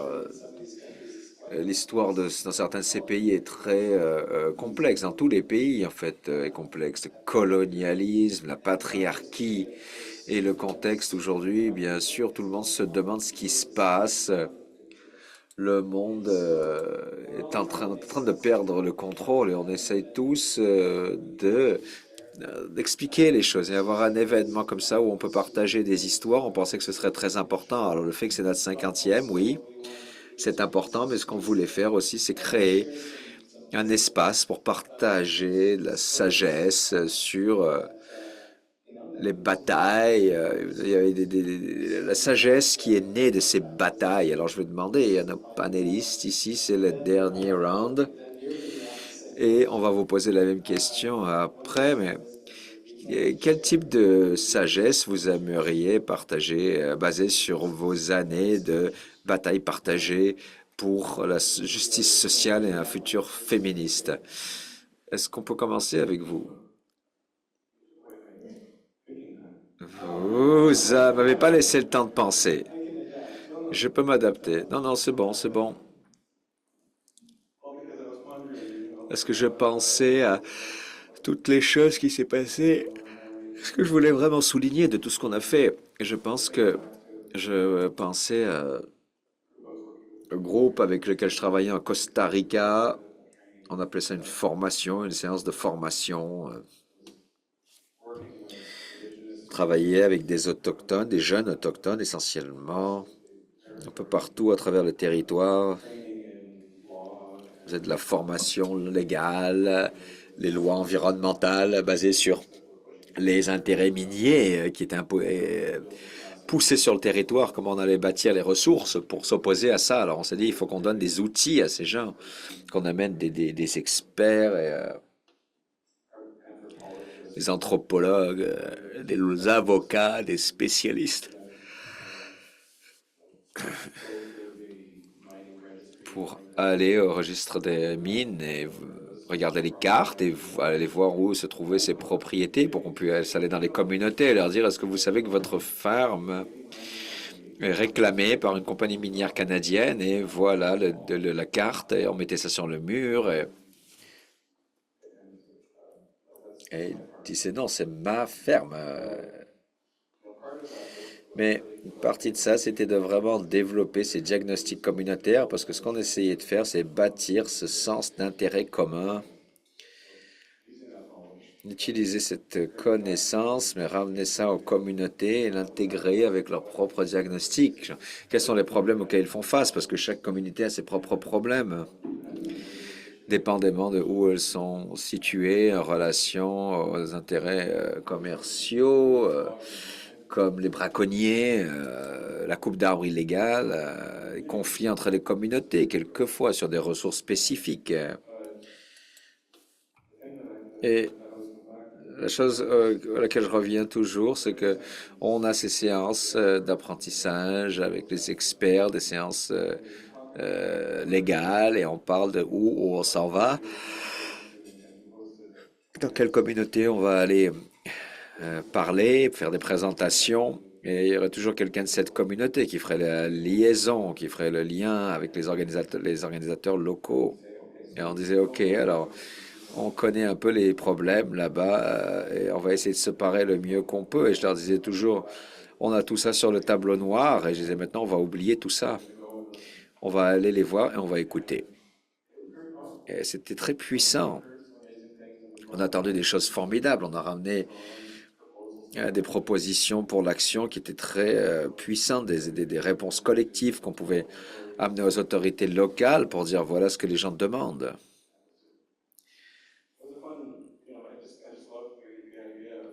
J'aime juste l'idée d'être aussi préparé que possible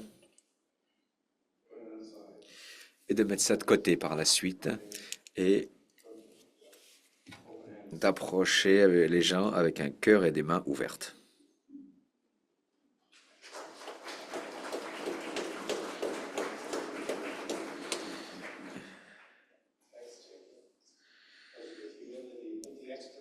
Merci Jimmy, mettre l'expertise de côté, approcher les gens avec humilité, c'est très puissant. Tu aimerais partager peut-être une perle de sagesse de tous tes combats, tes luttes? En fait, quand j'avais lu ce petit mandat de penser à une réflexion qui m'habitait après toutes ces années dans ce monde, dans cette communauté et dans les moments très difficiles dans lesquels on est puis dans lesquels on a été historiquement, mais actuellement on dirait que c'est pire. Il y a une réflexion d'un philosophe français qui s'appelle Edgar Morin, qui a 103 ans maintenant. C'est un homme de 103 ans qui réfléchit et qui dit l'importance d'accepter l'incertitude.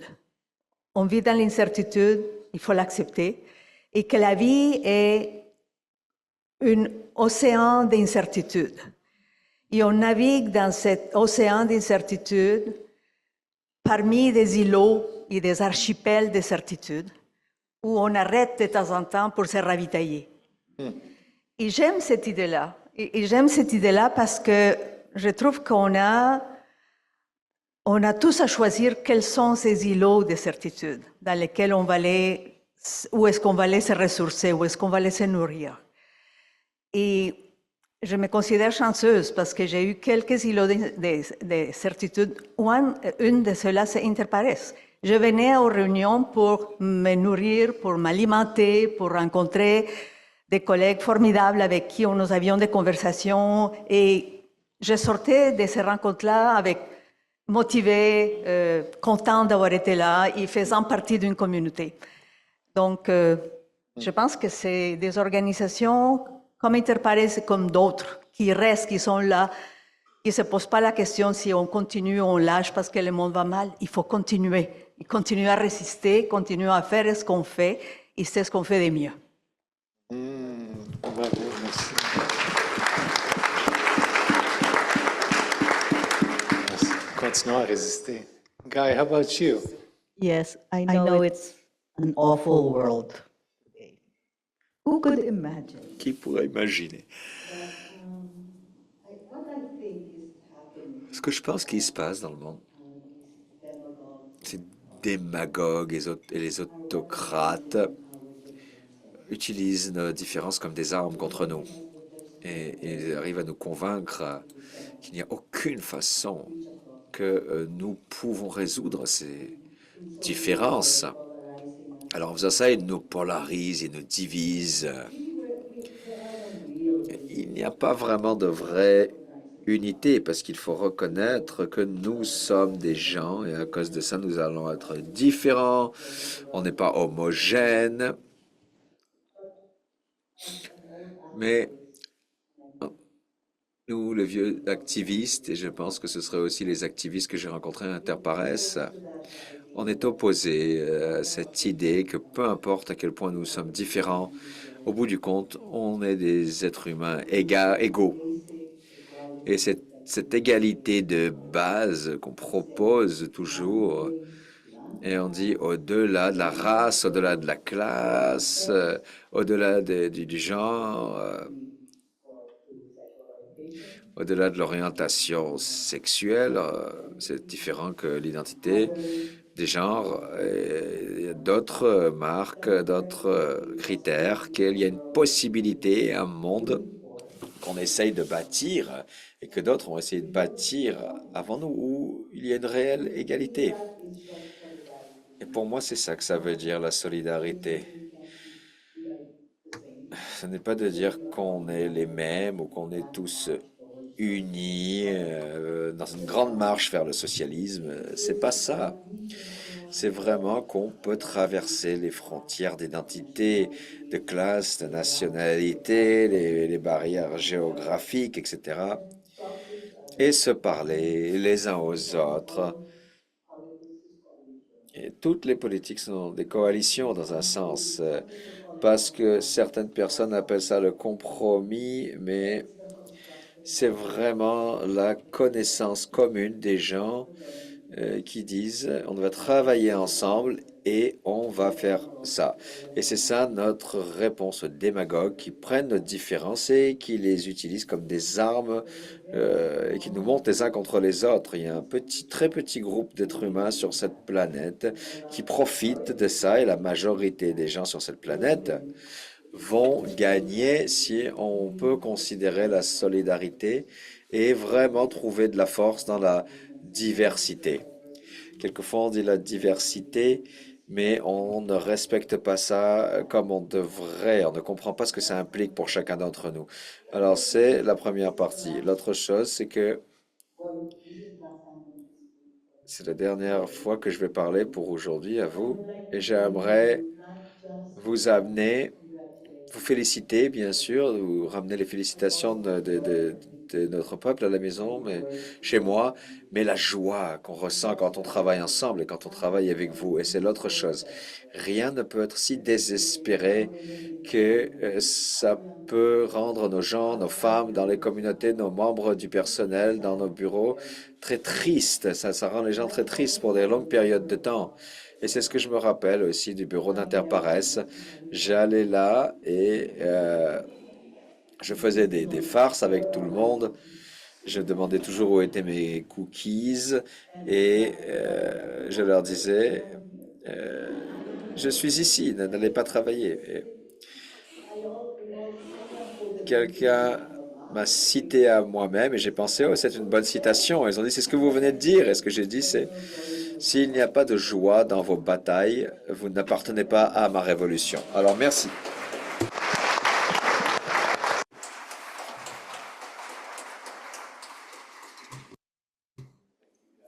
Merci. Merci. Marie-Aimée. Merci. Comme sagesse, moi, durant mes 30 années de fonction dans mon pays, j'ai travaillé dans l'administration publique. J'ai aussi travaillé comme responsable de projet financé par des ONG internationales. Alors, ce que je retiens de ces 30 ans, c'est que ces projets étaient financés de façon directive, c'est-à-dire nous étions des bénéficiaires et c'était de l'aide qu'on nous apportait. La rencontre avec Interpares m'a fait voir d'autres choses, une autre vision, une autre approche qui me marque pour toujours. Et que vraiment, j'ai toujours envie de partager avec tout le monde. C'est ce respect, le respect de l'autre. D'abord, on ne nous appelle pas avec Interpares bénéficiaire, on nous dit homologue. C'est très profond pour moi. Homologue, ça veut dire qu'on est pareil. On se parle, on se comprend, on discute, on échange. C'est très profond. Parce que le Burkina Faso a été classé pays pauvre et on a toujours reçu de l'aide. Comme ça, on donne, on ne cherche pas à comprendre, on donne, on donne. Personne ne nous a jamais appelés homologues. Nous sommes des bénéficiaires. On n'a rien à dire, on reçoit et on nous dit, vous mettez ça dans l'agriculture, dans l'élevage, dans l'école, dans l'éducation, etc. C'est comme ça. Alors qu'avec Interpares, le respect total est plein. C'est-à-dire qu'on part d'abord de nos réalités, on discute ensemble et on voit qu'est-ce qu'on peut faire, même si l'idée principale est définie à partir de Interpares, c'est toujours adapté à nos réalités. Ça, c'est un premier élément qui me touche beaucoup. Ce n'est pas seulement dans le programme, le comportement même du personnel de Interpares. Ce que j'ai connu, c'est Eric, c'est Fernande, c'est Hugues, c'est Djeneba, qui ont toujours été proches de nous, même dans la manière de parler, dans la manière de discuter avec nous, on sent ce respect. Et pour moi, c'est une grande sagesse qu'il faut maintenir. Il ne faut pas casser cela. Deuxièmement, la durabilité recherchée dans les relations. La relation de coopération, de travail est définie pour être durable. Parce que moi, je connais Interpares, comme je l'ai dit, il y a presque 20 ans, et c'est toujours dans des activités, dans des actions, dans des programmes qui durent. Et ça aussi, c'est très important. Ça veut dire qu'on ne cherche pas à saupoudrer, avoir des effets, mais on veut des changements. Et ce changement repose sur les épaules des femmes. Ça aussi, ça me touche énormément parce que je lutte beaucoup pour l'égalité homme-femme. Et Interpares est en plein dans cette approche, dans ce travail d'instauration de l'égalité homme-femme. C'est une grande sagesse pour nous parce que tout repose sur les épaules des femmes. On dit que si les femmes baissent les bras, le monde s'écroule. Oui. Alors si nous travaillons pour qu'il y ait l'égalité homme-femme, ça veut dire que les savoirs des femmes seront valorisés, les connaissances des femmes seront prises en compte, leurs business seront prises en compte au même titre que ceux des hommes et le monde ne peut que se porter bien. Et cela est possible. Donc nous devons résister avec ces changements qui sont en train de s'opérer actuellement et qui nous menacent. Nous devons résister, pour emprunter le mot à... oui, nous devons résister et être résilients. Ce mot est très cher pour moi parce que mon pays traverse une situation très difficile avec le terrorisme. Il nous faut de la résilience. Et cette résilience doit être de mise partout, dans tous les secteurs, à tous les niveaux. Et Interpares nous a donné l'occasion de le faire avec les différents programmes, les différents projets que nous mettons en œuvre dans nos pays avec Égal à eau, c'est-à-dire égalité par égalité de genre par l'agroécologie menée par les femmes. Et il y a ACFAO, Action climatique féministe en Afrique de l'Ouest. Et ces 2 projets montrent jusqu'où les femmes sont responsables, sont battantes et sont capables de faire changer les situations à travers l'agroécologie, à travers la lutte contre les changements climatiques. Et ça, je voudrais remercier de tout mon cœur, au nom de tous les acteurs de ces 2 projets, hommes et femmes, je voudrais remercier Interpares et tous ces acteurs, tous ces membres, tous ces partenaires qui nous soutiennent et qui nous accompagnent avec tout le respect qu'ils nous accordent. Et ça me touche énormément et je vous dis merci. J'aimerais que ça puisse continuer encore 50 ans, peut-être je ne serai pas là, mais d'autres seront là pour témoigner. Voilà, dans 50 ans encore. Longue vie à Interpares.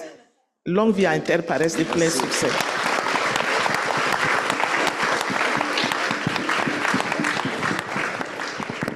Merci beaucoup.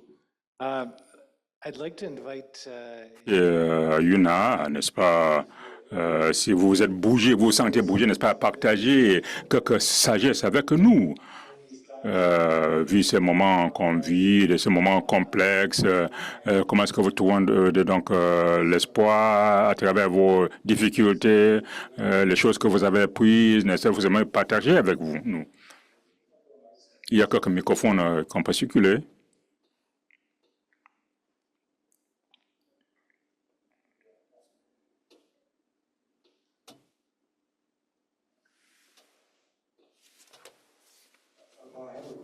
J'ai une question. Et là, j'espère que ça va aller quelque part. Il y a 20 ans, à l'université, Brian nous avait dit d'une conversation qu'il avait eue.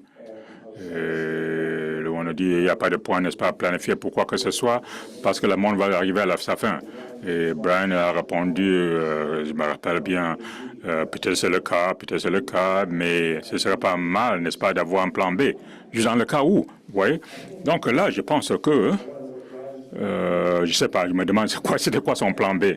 Et là, elle m'a interpellé. Je sais qu'on on a un moment où le plan A, n'est-ce pas, pour la société civile, a été déprimant, n'est-ce pas, où on voit de mauvaises choses qui se passent pour notre avenir sur cette planète et ce qu'on pourrait faire, n'est-ce pas, si les choses échouaient, où il y avait des difficultés, et trouver des façons de travailler plus efficacement, n'est-ce pas, pour créer une meilleure planète. Donc c'est ça le travail à faire.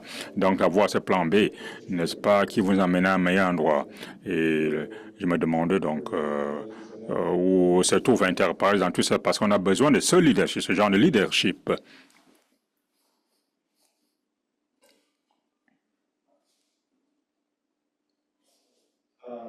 Ben là, merci. Merci.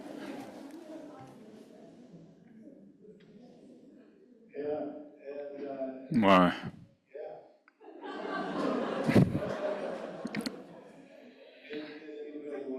Y aurait-il quelqu'un qui veut répondre à sa façon? Ouais. S'il y a quelqu'un qui a une réponse à ça, à la question de Pat, ben, vous avez le micro. Hein?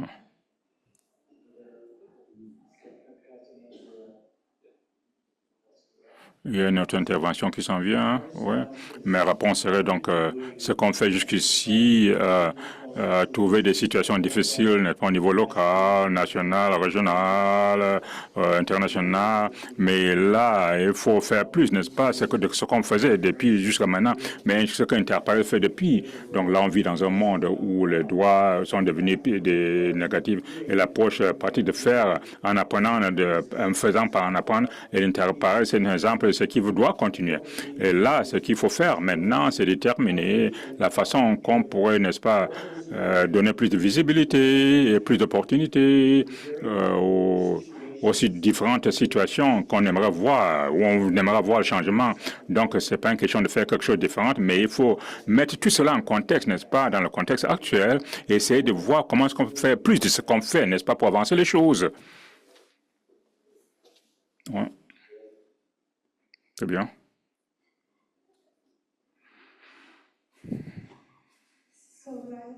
Mais là, ce que je fais, n'est-ce pas, c'est écouter. Je m'assois et j'écoute. J'écoute donc ce que la terre-mère nous dit. Et là, une partie de tout cela, ce travail qu'on fait, c'est agir. Donc, c'est l'action qui est importante. Et donc là, tout ce que j'ai entendu ce soir, c'est qu'Interpares est un leader tranquille, mais même plus que ça.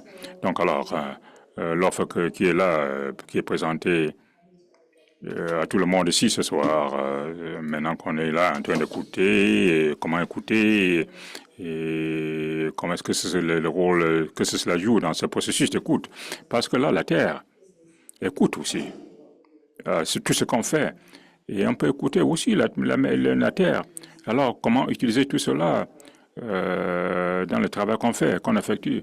Écoutez donc, bon là, interpréter ce que fait, mettre le focus sur nous-mêmes et prendre le temps nécessaire d'agir, de faire ce qu'on fait dans notre façon d'agir.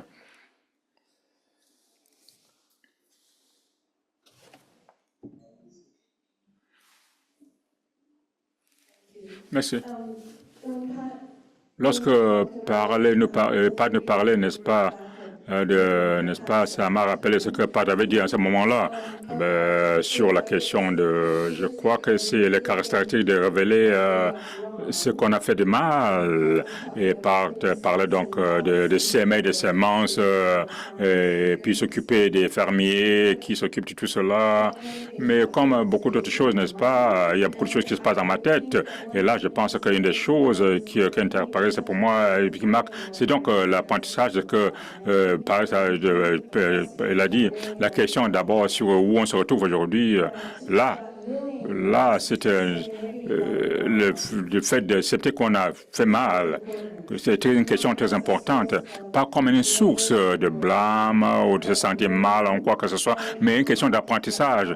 Et c'est de comprendre pourquoi on n'a pas agi, qu'on a agi de cette façon, et la volonté de recommencer, parce qu'on vit des moments de difficultés avec des tendances qui sont là depuis longtemps. Alors, donc cette idée de parler de monde qui devient subitement plus compliqué, colonialisme, question de colonialisme, et puis le nettoyage ethnique, et puis l'autoritarisme, mais ils sont là depuis longtemps. Donc, ce qu'on a ici comme moment, n'est-ce pas, ensemble, dans un endroit, c'est de partager donc ce moment. Et là, c'est ça qu'on voit avec les coalitions, de travailler ensemble, en collaboration. Et là, je pense que c'est quelque chose qui dure et doit durer éternellement. C'est ça que j'entends ici ce soir, moi aussi. Donc là, je vous salue tous, je vous remercie tous, n'est-ce pas, pour cette inspiration ce soir.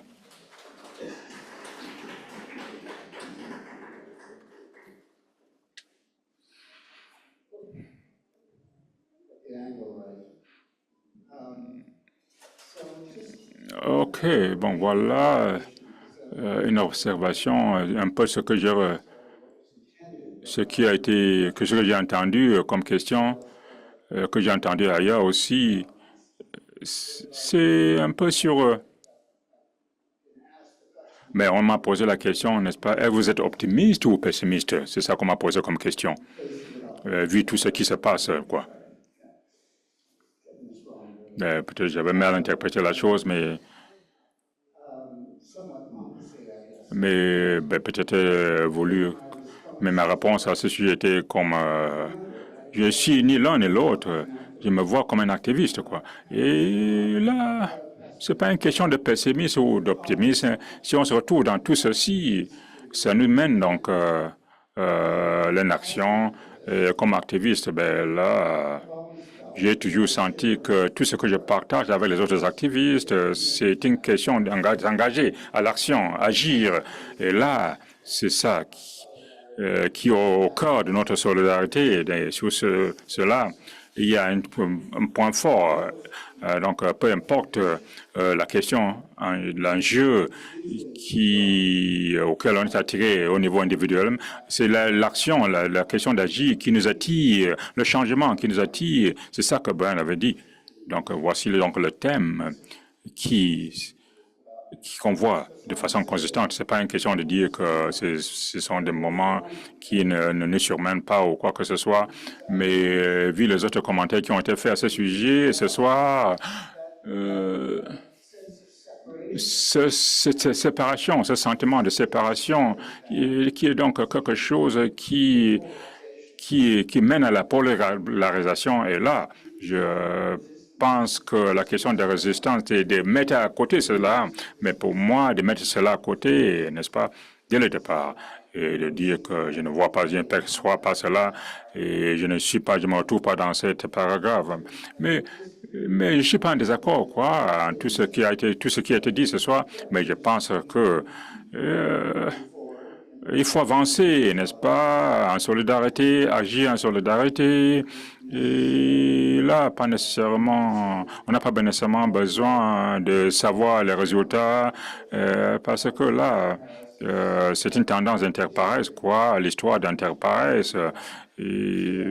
Et dans son ADN, et avec ce processus en place, c'est avec ce processus qu'on va arriver à la fin. On ne sait pas qu'est-ce qui nous attend, parce qu'on ne peut pas contrôler la fin, mais on peut contrôler la façon qu'on agit dans ce monde. Et là, c'est à travers nos actions, partager un pas à la fois qu'on y arrivera. Ce sont mes croyances personnelles, mes réflexions personnelles, et puis j'ai été vraiment béni, n'est-ce pas, de jouer un rôle comme membre du conseil d'administration d'Interpares pendant un bout de temps et contribuer donc ceci pendant plus longtemps. Et j'espère d'être ici, n'est-ce pas, dans un sens ou l'autre, non, n'est-ce pas? J'espère, comme on a dit, mais peut-être plus longtemps, je sais pas. Merci, Michael. Il nous reste un peu de temps pour peut-être notre question.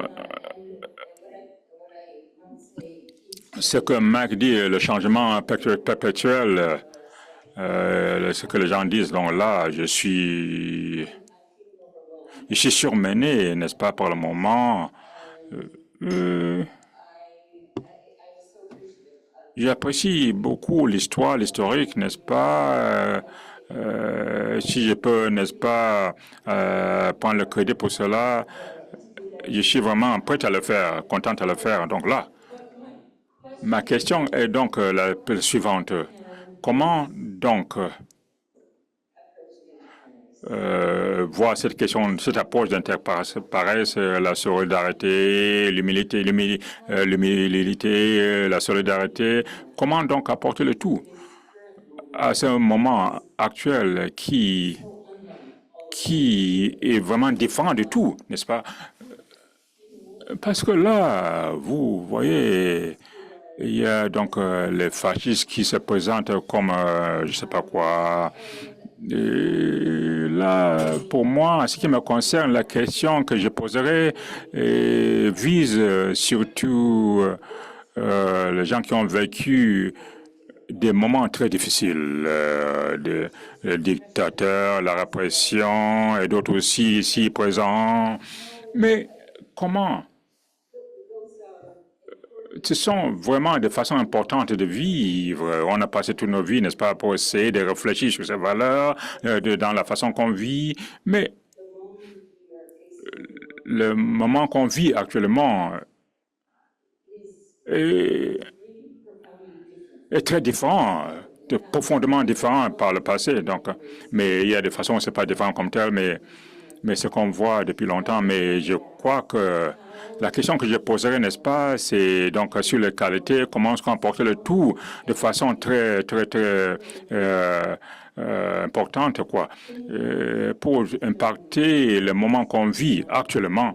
Et là, c'était vous que je vise, n'est-ce pas, mais là, parce que je me sens comme si on se retrouve devant un moment qui est différent de façon quantitative par rapport au moment qu'on a vécu dans le passé. Donc là, je m'intéresse vraiment à savoir comment vous ici présents et les autres aussi présents, n'est-ce pas, la question de se féliciter, Je suis d'accord que vraiment c'est le travail qu'on a fait ensemble a vraiment changé, moment changé, mais le moment qu'on vit, c'est un moment particulier. Donc là, je pose la question. Comment est-ce que vous pensez, qu'est-ce que vous pensez sur ce moment?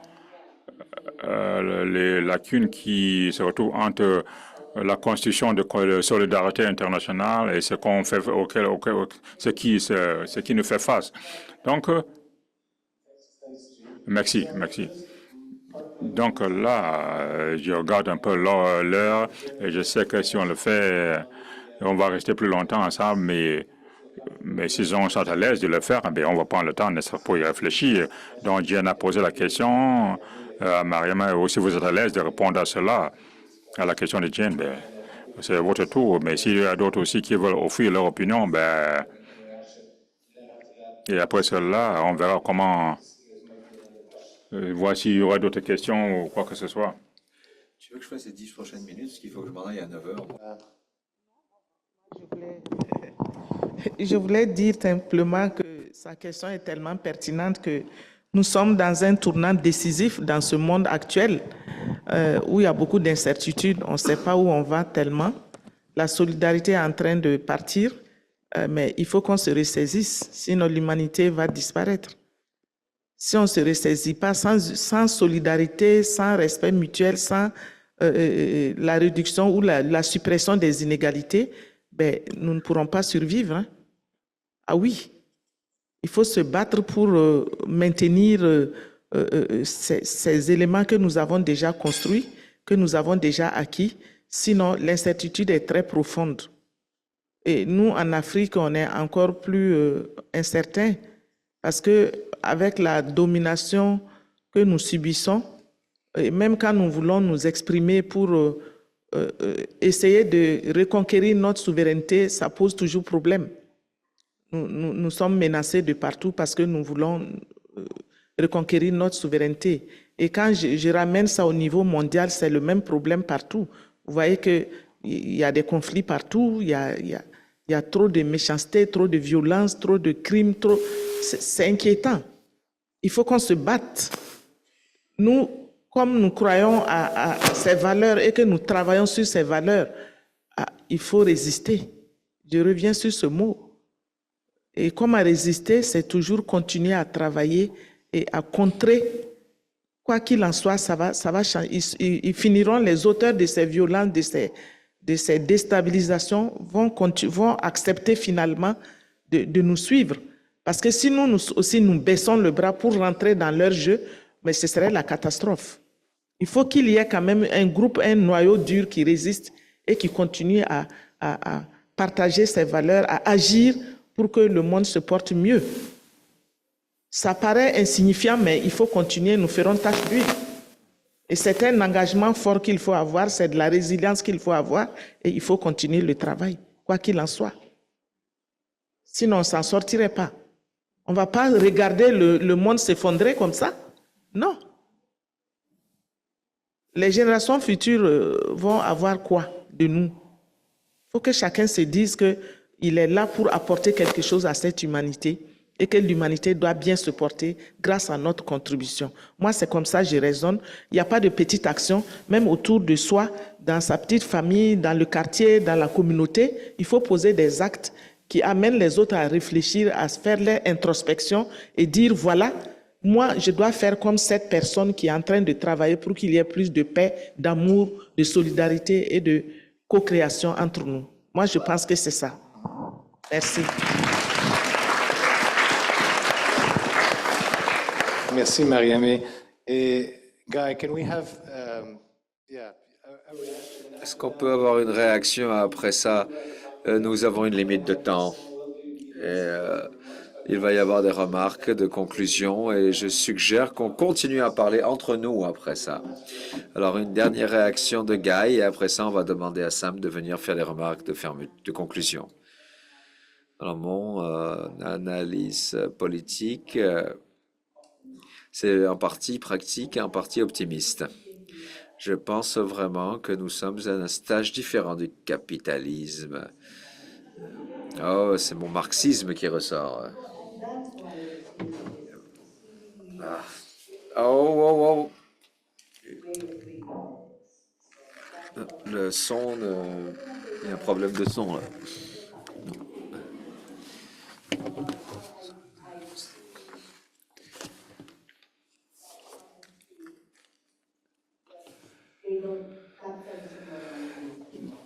Le capitalisme n'a plus besoin de la démocratie. C'est partout dans le monde.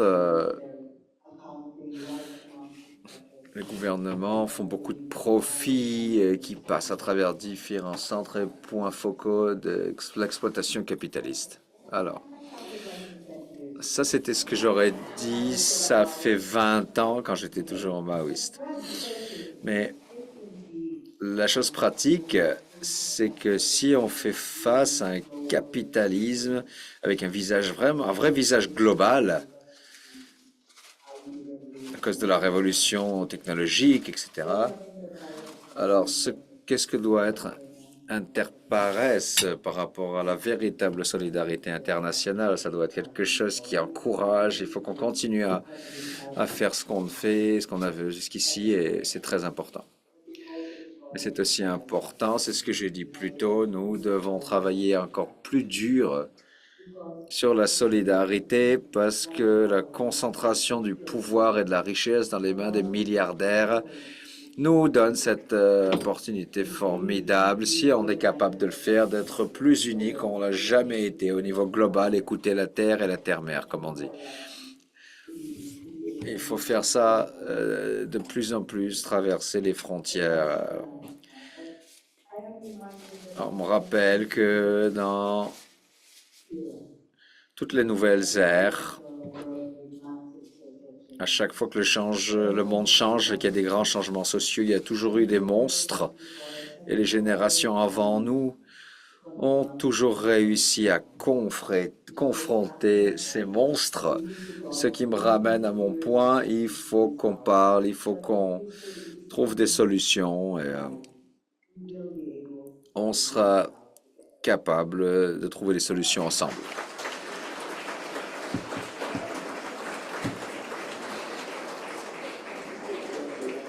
Merci.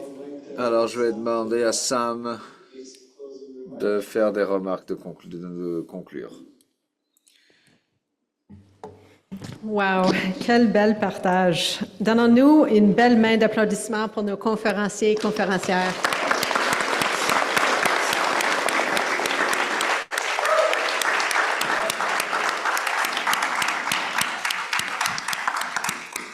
Je sais que certains n'ont pas eu la chance de poser des questions ou de partager leurs pensées et je vous encourage de rester par la suite afin de les poser directement. Les thèmes qui sont ressortis de ce panel de féminisme, de relations de longue date, de concertation, de réseautage international, de mutualité, d'apprentissage commun, de résilience, telle que nommée par Mariamé, il résume très bien l'approche d'Interpares et les histoires et sagesses relatées en sont de très beaux exemples. J'ai toujours trouvé que c'est un cadeau précieux d'Interpares qu'on puisse y rencontrer des personnes ayant grandi dans un autre coin du monde, dans un contexte assez différent, mais qui a tiré de ses expériences de vie les mêmes valeurs et les mêmes analyses politiques. Plutôt que de laisser nos différences polariser et être transformées en armes, par des démagogues, comme Guy a compté que les démagogues tentent de faire, nous misons sur nos expériences et nos luttes communes. La manifestation des systèmes de domination dans nos sociétés varie, avec des facettes et des saveurs locales, mais la résistance et la créativité sont pareilles, ainsi que nos rêves partagés pour un monde meilleur. Merci à vous tous et à toutes de cheminer ensemble avec nous en tant que complices, le mot juste offert par Jamie, et de créer ensemble un îlot de certitude, comme Esperanza l'a si bien évoqué. Avant de clore la soirée, je tiens à remercier celles et ceux qui ont rendu ce soir possible. Nos chers conférenciers et conférencières, nos interprètes Godlove et Laurent, notre photographe Marine, la Galerie d'art d'Ottawa pour leur accueil chaleureux, nous, vos invités, pour votre participation, soit en ligne ou en présentiel, non seulement pour votre présence ce soir, mais aussi pour bien au-delà de cela, d'être notre chère communauté. Un merci infini à nos donateurs et donatrices, y compris plusieurs d'entre vous ce soir, surtout à Farm Mondial Canada. Depuis un demi-siècle, votre appui financier constant et généreux a joué un rôle concret de solidarité auprès des mouvements sociaux de par le monde. Ce n'est que grâce à vous que nous avons tant accompli. Et lors de ce moment politique qui voit les pays mieux nantis, de plus en plus enfermés, cette solidarité et entraide internationale sont revêtues d'une plus grande importance que jamais. Surtout, nos chers homologues, alliés et camarades de longue date, vous êtes au cœur de notre travail. Merci d'avoir cheminé tant d'années avec nous. Une autre main ensemble, s'il vous plaît.